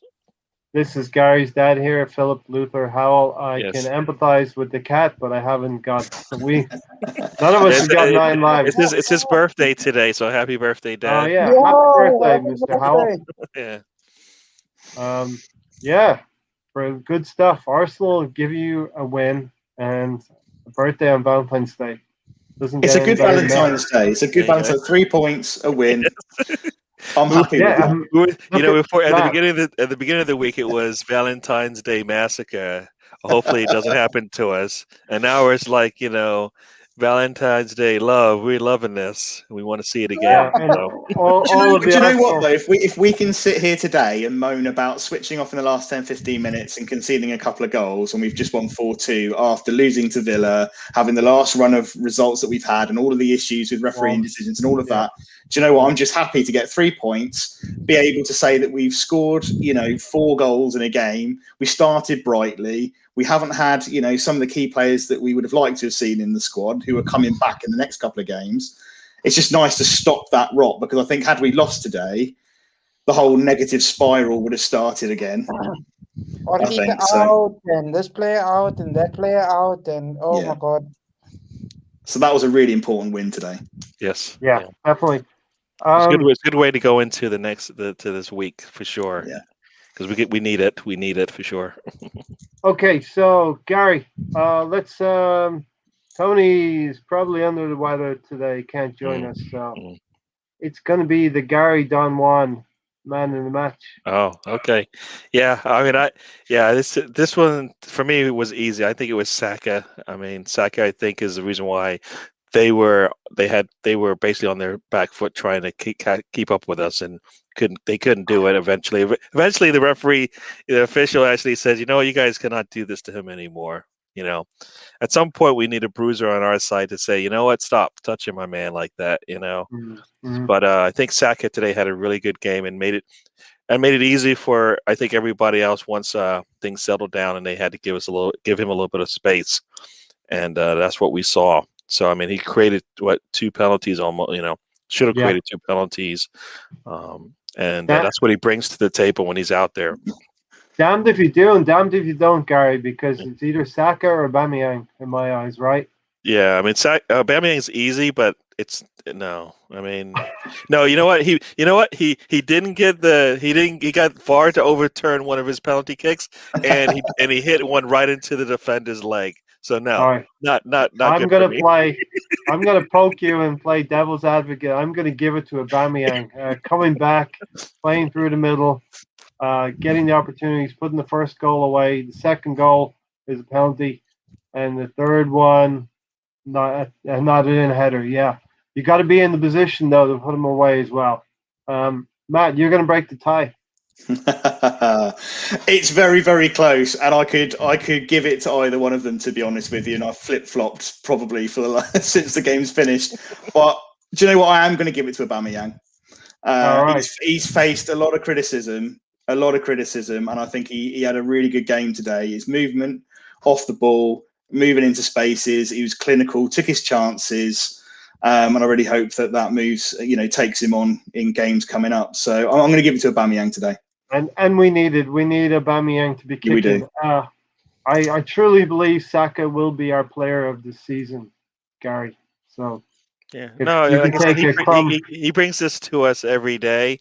Yeah. And then when he does get, when the ball goes through the net, then you see, a lot of it stems from some of the stuff that he's doing out there. So yeah. I mean, if Aubameyang's going to do that, then I want to see it more, right? Yep. I always say I want to see it more. So hopefully this is just a start, and this is just like, what, we can do better, and we won't miss a Lacazette's holding ability because it won't matter, because that's usually that's the one thing he brings to the table, but he doesn't bring in enough goals for us, right? So Aubameyang does give us goals if he gets the opportunities like today. So yeah. Okay, so I want to just stop for a second, ask people to hit the like button, but also I want to stop to bring notice to people on the ticker that is going down on the bottom there. So something you're going to hear a little bit from time to time, and I know it's a worthy cause. So please, people, go check out the GoFundMe page for Tony. Let's try and get him a prosthetic leg. A little bit of cash here and there. A lot of people giving a little will help, and it's not going to happen overnight, but hopefully we can get some traction going, and we're going to try and each of us, we're going to try and get the word out on different channels and have I truly believe the Arsenal fan base, Matt, is very, very, I've seen it time and time and again. People are generous and the fan base are generous, and we can get this done for Tony. So I've seen it time and time again, and let's get it done. If you're watching this, if you have social media, please tweet it out, share the link. We'll put it in the video here. Go do it. Like, share. Yes. Go and donate. Do whatever you can. This Yeah, is what definitely. I've been telling my wife, right? So can we start a GoFundMe so that Ray can visit the barber? Actually, I've been toying with this idea of not cutting my hair until we reach that goal on the GoFundMe page, and then I would actually probably donate my hair to a worthy cause. For To be fair, it's difficult though, isn't it? You either go for the absolute brutal lockdown haircut and shave absolutely all of it off, which I've done, or you just go, no, I'm just going to let it grow. Yeah.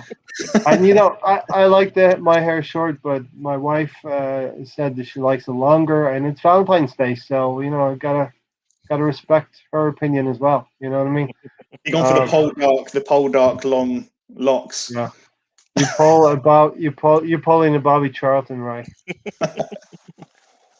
We'll see. Watch this page, watch this space, and hopefully, as the fun grows for Tony, and we'll also have to try and get Alonso's mom's GoFundMe page going as well, and get that built up. So, listen, just a segue. We're gonna audible now to the Europa League match, and let's tag it in with what happened here today. And I want to ask the question: was there one eye on the Europa League with today's selection? You kind of look at it and you say a couple of players are rested. Pepe's been rested. Lacazette's been rested. So is this Aubameyang sort of not Aubameyang? Arteta's sort of looking at things and saying, we need to rest a few players here for Thursday night and Benfica. I think so. Yeah, I do. I think Pepe was quite probably the biggest sign of that, to be honest, I think. And obviously Lacazette being rested as well. Obviously, then you've got the likes of Martinelli too. But again, I would have thought, potentially if Martinelli was going to get an opportunity, he might have got a few minutes today. But yeah, I do think he's got to have one eye on it, hasn't he? Because there's not much left for us left in the season, really. The league's gone. The Europa is probably the one thing where he's thought, well, actually, could we go for it? Could we do something with it, perhaps? So I think he's bound to have one eye on the Europa, isn't he, and resting players for that. He's got to. Yeah. Yeah, Gary, my eyes are firmly going towards the Europa League now. Especially, I wasn't aware of this, but on Thursday night we discovered that 7 more games to win the Europa League, and that's more tangible than trying to creep up the Premier League, which is very, very competitive this year, more than most other years. So the Europa League seems to be a tangible thing that we can take in the old cliche, game by game, one game at a time, Gary. Yeah, I mean, we've got that front 4 rotation. I think that is pretty solid for us, and we've got a decent number. We've got the center backs that we can rotate around if we need to. So it's just, I think we're at least those kind of give me hope that we can get something out of any game that we play right now. But like if Tierney comes back, then I feel like that solidifies our back line because we'll know that on the right side we've got at least 2 players we can play there. So that Tierney would be the one thing. I'm hoping that the time off he's allowed to start. He can practice again. I think. Am I correct? He was actually kind of practicing. Maybe. I think he was due back next week, isn't he, into training? So he's due back. He's due back to start training next week. Yeah. Okay, so hopefully he's able to practice tomorrow and get at least 3 practices in before the game, and at least worst case scenario he comes off the bench, but I would like to have him be starter or whatever it is he needs to get back into it because we're going to want that. It's going to make things a lot easier for us. So yeah, I think I mean we have to put everything we can into this game because if we don't, the next game could punish us even more. So it'd be nice to come in and give a solid performance, even if we don't get the result we want, because we're going to need to be able to play a good game on the weekend as well. I want us to not lose out. We could lose to them definitely, but we could lose to City. Is that what you mean? Yeah, we could lose to them. It's on the cards. We could lose to City. I never said we are. I said we could. It's possible we could lose to City. Hey, didn't we only lose to them by 1 goal? So let's play Willian in the false 9 again, Gary. Oh no! The less we have to talk about that guy, the better off the pod will be. I mean, Yeah, Yeah. if he's on the bench, that's a terrible sign for the City Yeah. game. That's all I gotta say. Because there's No, a chance he's I gonna think come on. I think jumping the next weekend before Yeah. we deeply get Yeah. into the Europa League Yeah. tie. Manchester City 16 games, I think, on a winning streak of 16 games. That's amazing.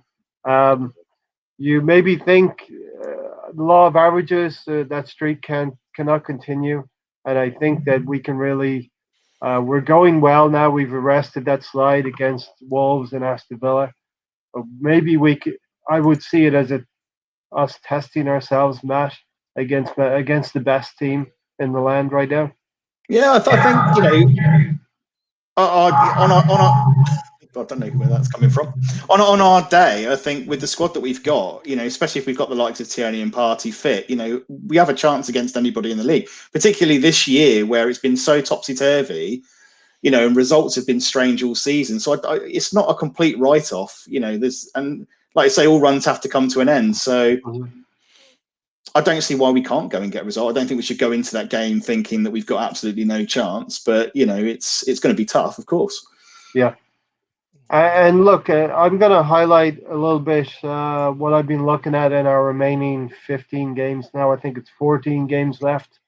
But 7 of those games, of our remaining 14 games now, are teams that are below us.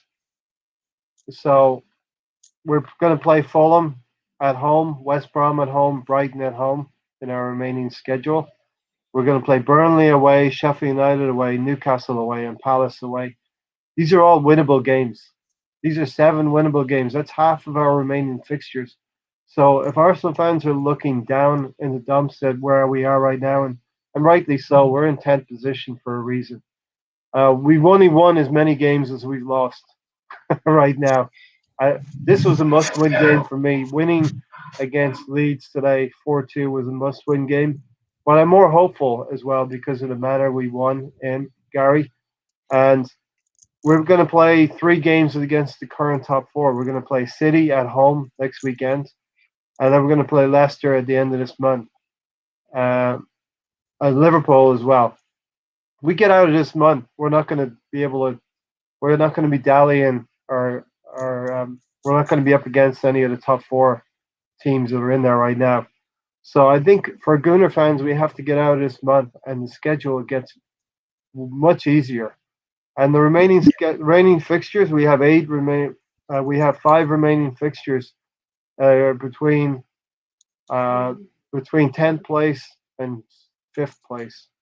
So those are Leeds. That's the game we played. We beat them. Tottenham and Everton at home. It's going to be tough games, but we can get some points from those 2 maybe. And we're going to play West Ham away and Chelsea away. So let's look, Arsenal fans, ahead. If we get out of this month, our schedule gets a lot easier. And it reminds me a lot of Emery's full season, where we had that eminently easy run in that we messed up. But I hope that we can pick up some points in the league as well. So I think the point I'm making is let's try and go, I think, in both competitions, Matt, and see what we can do. And like we said at the start of this podcast, Matt, it's about developing the team now and getting us into position to maybe be ready for next season and have a summer window behind us. Absolutely.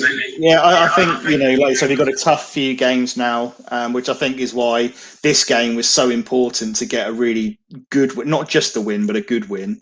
Get the win behind our sails a bit, go into the next kind of run of games with a bit of confidence and a bit of energy to get us through the next run of games. So then hopefully, like you say, when it eases, not to a degree, eases up with the games after that, I think, we're not going to be finishing top 4 this season, but I think there's not a reason to write off this season completely. We can still probably finish around the 8th mark, I think, or 9th mark.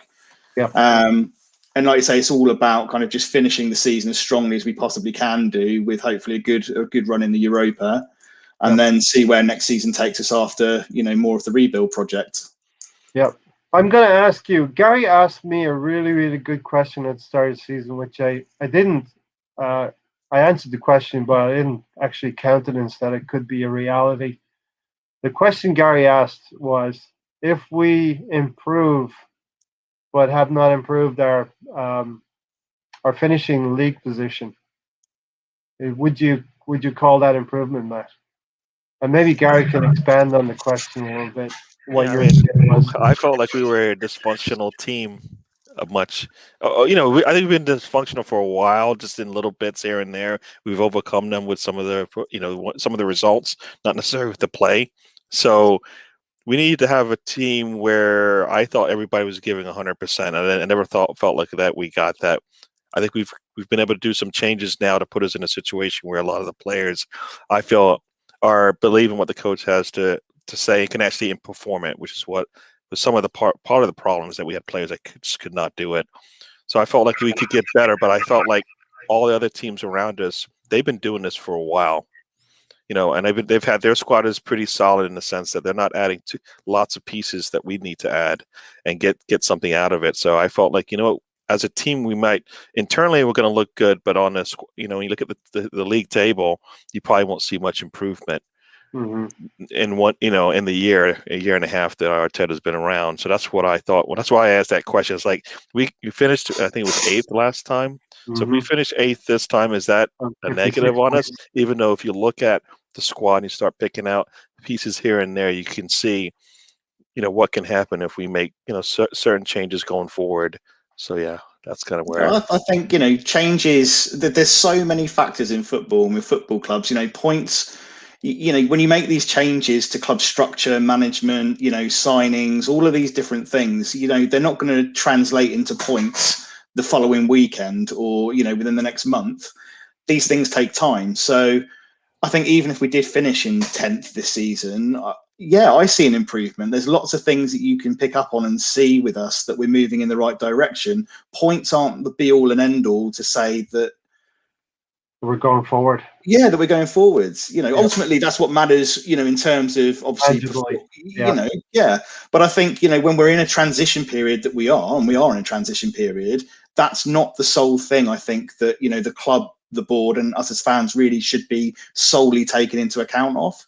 I think next season, once some of those changes have had time to bed in and we've had a chance to add players, or he's had another a pre-season with the players and we've had a good chance to let things settle down a bit, then I think maybe next season's going to be the one where maybe you actually make a bit of a judgment call on where we're going and whether the project's being successful or not. But this season, I think it's too early to tell. There's too many other things at play.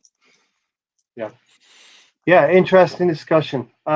Okay, so Benfica away, although it's going to be neutral venues, Gary. Benfica away. Then we talked about Man City, so let's hone in on Benfica a little bit. I did take a look at how they play, and I felt like the things that have been punishing us will come to fruition if we let them happen. Like the Wolves game and the Villa game, basically, you look at those games and you see how we lost those games. That they will take advantage of any mistakes that we give them, if we're not pressing them. Because if you press them, they will give up some goals. But you got to be on the front foot, and you got to make sure you're sound, with your passes and everything else that you do, because they will, that's how I've seen teams be able to score. They don't get scored on that much, so we've got to be able to put some pressure and take the game to them. I don't know if this is our home game or our away game. Technically, it's an away game, but it really doesn't matter because they are going to be neutral venues. No, but the goals are considered, the goals are double, right? So we want, if this is our away game, then we want to pick our strongest 11, I feel, so that we can have the benefit of any goals we score double, so that we can go in and know where we stand.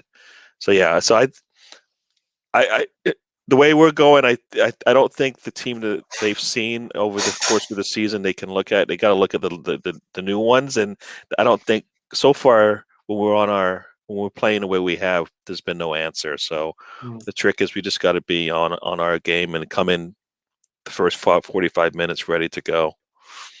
They are 4th in their league, and right now they're playing Morenese, and they're leading 1-0. So a decent side, but it is the Portuguese league, Matt, and we are a changing team right now. So literally we don't know what we're going to get from week to week, and maybe that's going to be a good thing for us. A little bit of a surprise factor for Benfica when we meet them. Yeah, I think again, it's comes down to, can we switch on from moment one? Whatever players that we have starting in that starting 11 are good enough to go out and get a result. It's whether we can switch on from the get-go and not make any silly mistakes in the first kind of 20, 25 minutes. Whether we can, go out, take the game to them like we did today in the first half. If we do that and we play that kind of football, then we've got as good a chance as we should have. I don't see any reason why we shouldn't expect to go out and get a result. It's just, like I say, whether the right Arsenal turns up with the right mentality. Mm-hmm. Yeah, as Rule said here, Arteta will go full force for Benfica, Gary. I hope so. I mean, he should, because this game being an away game is the one I would like to come out and maybe wake, punch him in the mouth kind of thing, and be able to take the game to them so that they know coming forward when they come to our home stadium in Greece or wherever it is. Greece or Rome, wherever it's going to be. We're just gonna, Are we at a point where we're treating every game equally right now, Gary, or you think some of the eggs are being tipped more in one basket than the other? I kind of feel like we have to keep the momentum going. So the only way to do that is not to change, well, I say that, but then we saw the subs today. So I don't, that's the part that scares me. That is that he can't switch off for sure. This, his job is on the line. We're coming into the Chelsea game. We need to get something out of this game. That's kind of be his mentality going into every game, because we need it, and that's what the team needs. I think they will take that pressure and kind of have been using it pretty well. When we kind of take our foot off, that's when we see really bad play from us. So we need to be attentive to every game we're playing and come in with that, the fire that we need.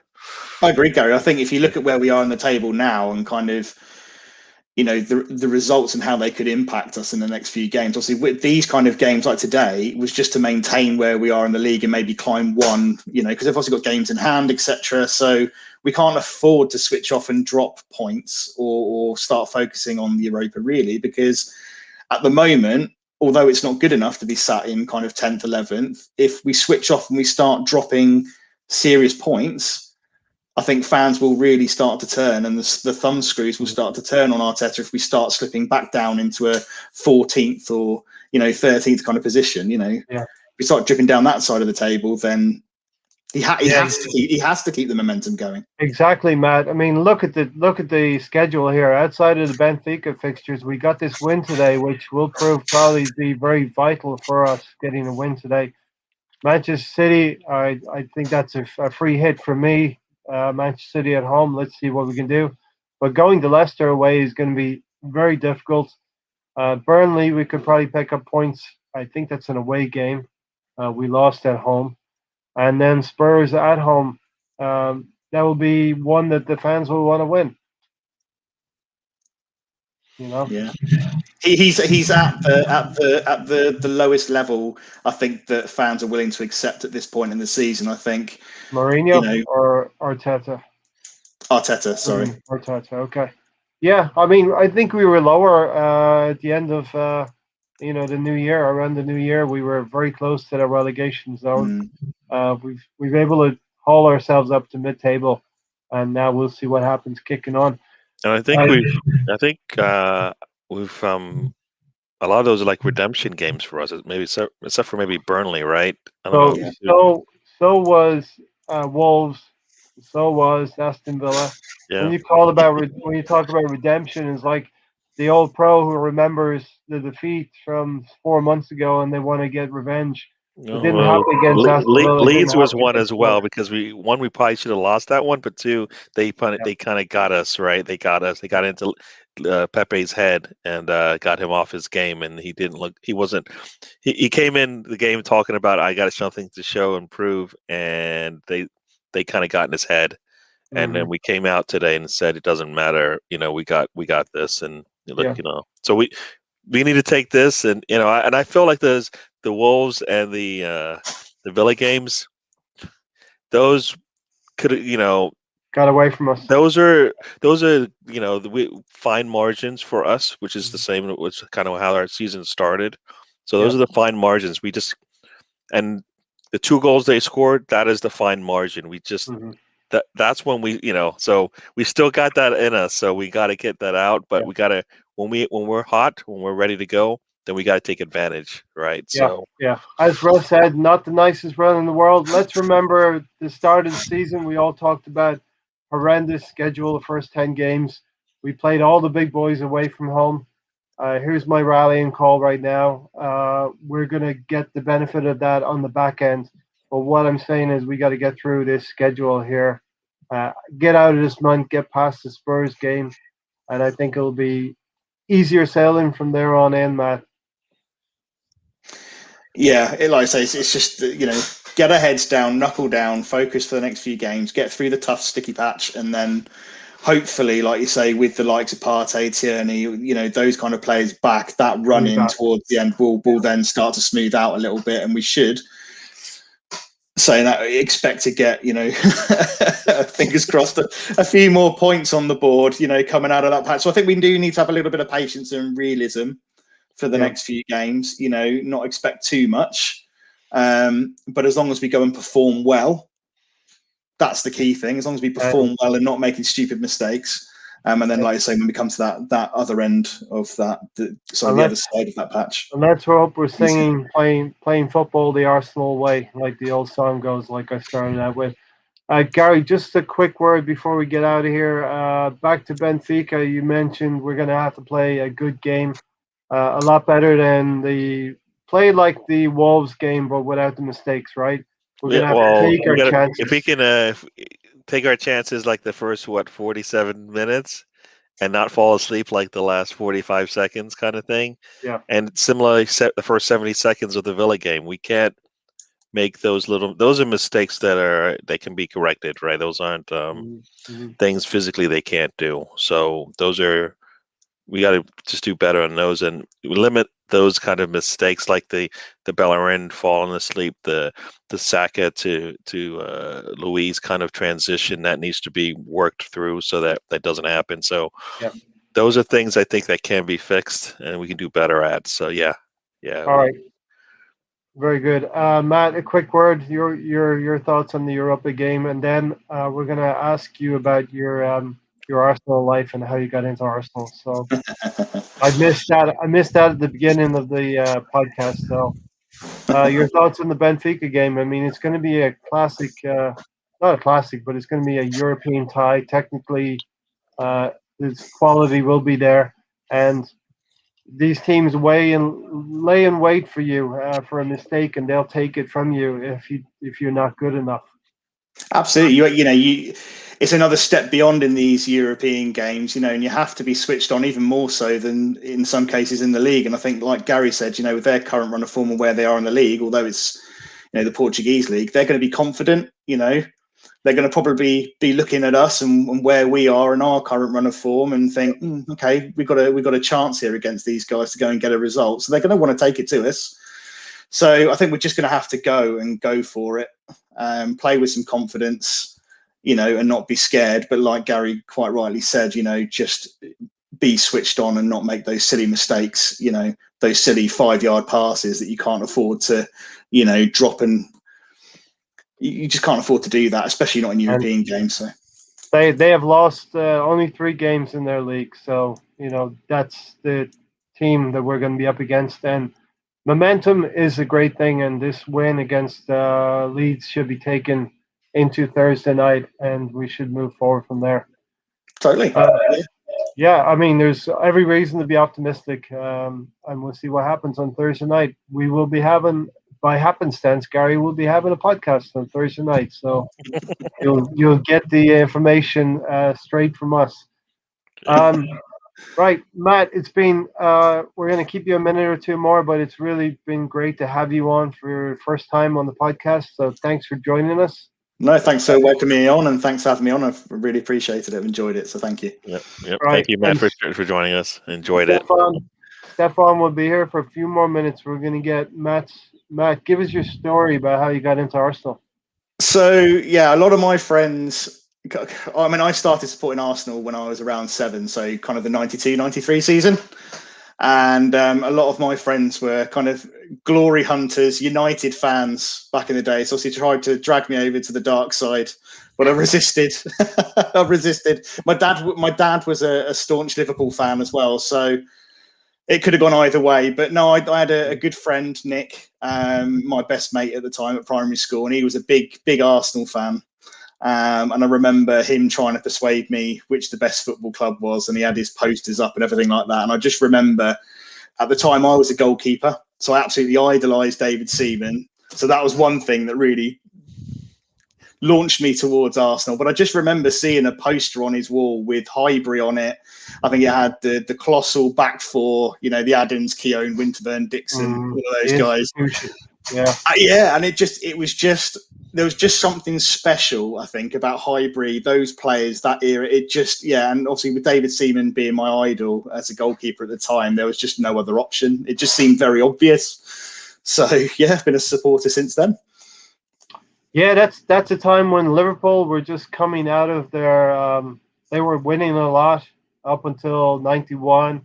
Arsenal had won in 89 and won in 91, so they were definitely a good team to get on with.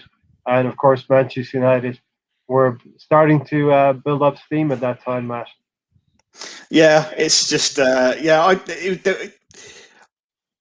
don't know what it is. You just know when you know, don't you? It's not necessarily the success. It was just something special about those players, Highbury, just something about the whole club that it just drew me to it, I think. Yeah. And like I said, the whole David Seaman thing being an idol for me as a goalkeeper at that age was just the tipping point, I think. And not to follow my dad as a Liverpool fan.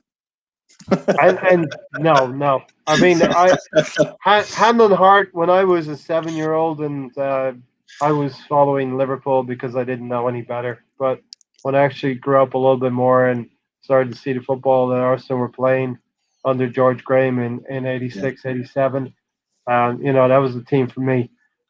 Just talking about those times, we all know 1989, dramatic circumstances where we won the league. The 1991 team doesn't get as much plaudits as it should, really, because they almost went unbeaten the whole season. Just lost once against Chelsea in that season. Gary, how are you feeling? Feeling good. How are you feeling about the season overall? A little bit more optimistic. Before we hit Manchester City and Leicester, I want to ask you this question. You know what I mean? Are we feeling a little bit more bright about things? You know what? I think what I think we wanted to see, we're seeing now, and then we would have liked to have seen it sooner. Yes. I think that's the thing, is that we knew we had these players in us. We knew we had these players out there. We just need to see them, and we're seeing them now. So we've got a taste of what it should be like for our, the Arsenal. This is the Arsenal way and Arsenal playing style. So it took a while to get here. And that's why we talk about, Arteta in and out and stuff, is because did he do this on purpose? I would like to, if he did, more power to him, because I didn't see a plan to go this way. But if he's going to take it and run with it, then go ahead. So I'm happy with what we're seeing, because this is what I thought we want. We had the players that, most of the players that are performing now, they've been on the squad since the beginning of the season. So there's nothing. They didn't, not besides Partey.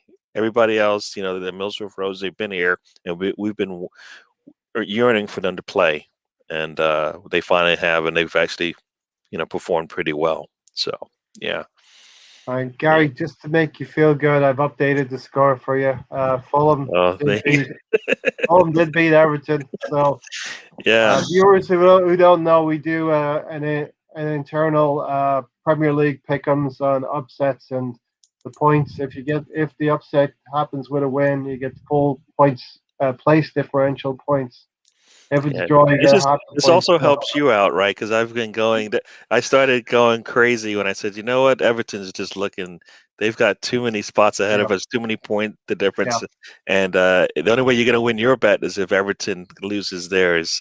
Yeah, I've got a bet with Brownie, Matt. I have a bet with Brownie as to who will finish above Everton or Arsenal. Who will finish above each other? But so every time sorry, Gary and Tony have done pretty well recently, and they've got a big gap to Sam, myself, Alonso, and Darren. So, listen, we'll close it out there. And Matt, I want to thank you once again for joining us. It's been brilliant fun having you on today. It's been brilliant. Yeah, thank you. Thank you. Thank you, guys. Thank you. People, check out Matt's YouTube channel as well. Gary, just give us, I was going to ask you earlier, give us a quick flavor of your 5 that you're Yeah, so coming into this game, the 5 that I wanted to kind of focus on today, I didn't focus. I didn't. They didn't come to me easy, but when I looked at it, I said, you know what, Aubameyang coming back, I wanted to see how he was going to do. Odegaard getting his first start, how was that going to fit in with the team? Ceballos and Xhaka in the middle, how was that going to play out with Partey being away? And then I think my last one was Luis, just to see how he was going to do, since I wasn't really expecting him to play. Right. You know, so I was more looking forward to seeing the tandem of Marie and Gabriel play, to see if he was going to play that way, to hopefully, if that will be kind of his strong center back pairing that he would go with. You know, I know the left foot, right foot thing comes into play, but I felt like those are our 2 best athletes back there in that position, so they could overcome some of the left right foot, left foot kind of issues that come up. But I felt, so yeah, those are the 5 players that I'll probably be talking. I'll be talking about. Check it out. Gary's going to have some free time to do that a little bit later. Check out Matt's YouTube channel. Give him a subscription. Check out what he does down there, and really appreciate it.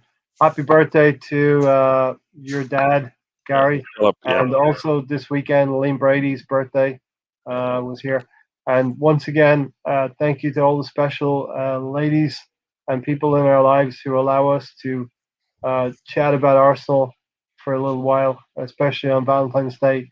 It's much, much appreciated. Now go forth and be nice to them now that you've had your little Arsenal podcast. And we'll see you on Thursday for the next one. Momentum carries on. A big win against Leeds, 4-2. Yes, this is my long outro. And let's go on a European adventure. You got us past 2 hours, so you're doing good. You're on. Nothing's changed. I hit 2 hours. I always want to go a little bit less. Come on, you Gunners, up the Arsenal. We'll see you on Thursday. Thanks, Matt, once again. Cheers, guys. Cheers. Thanks.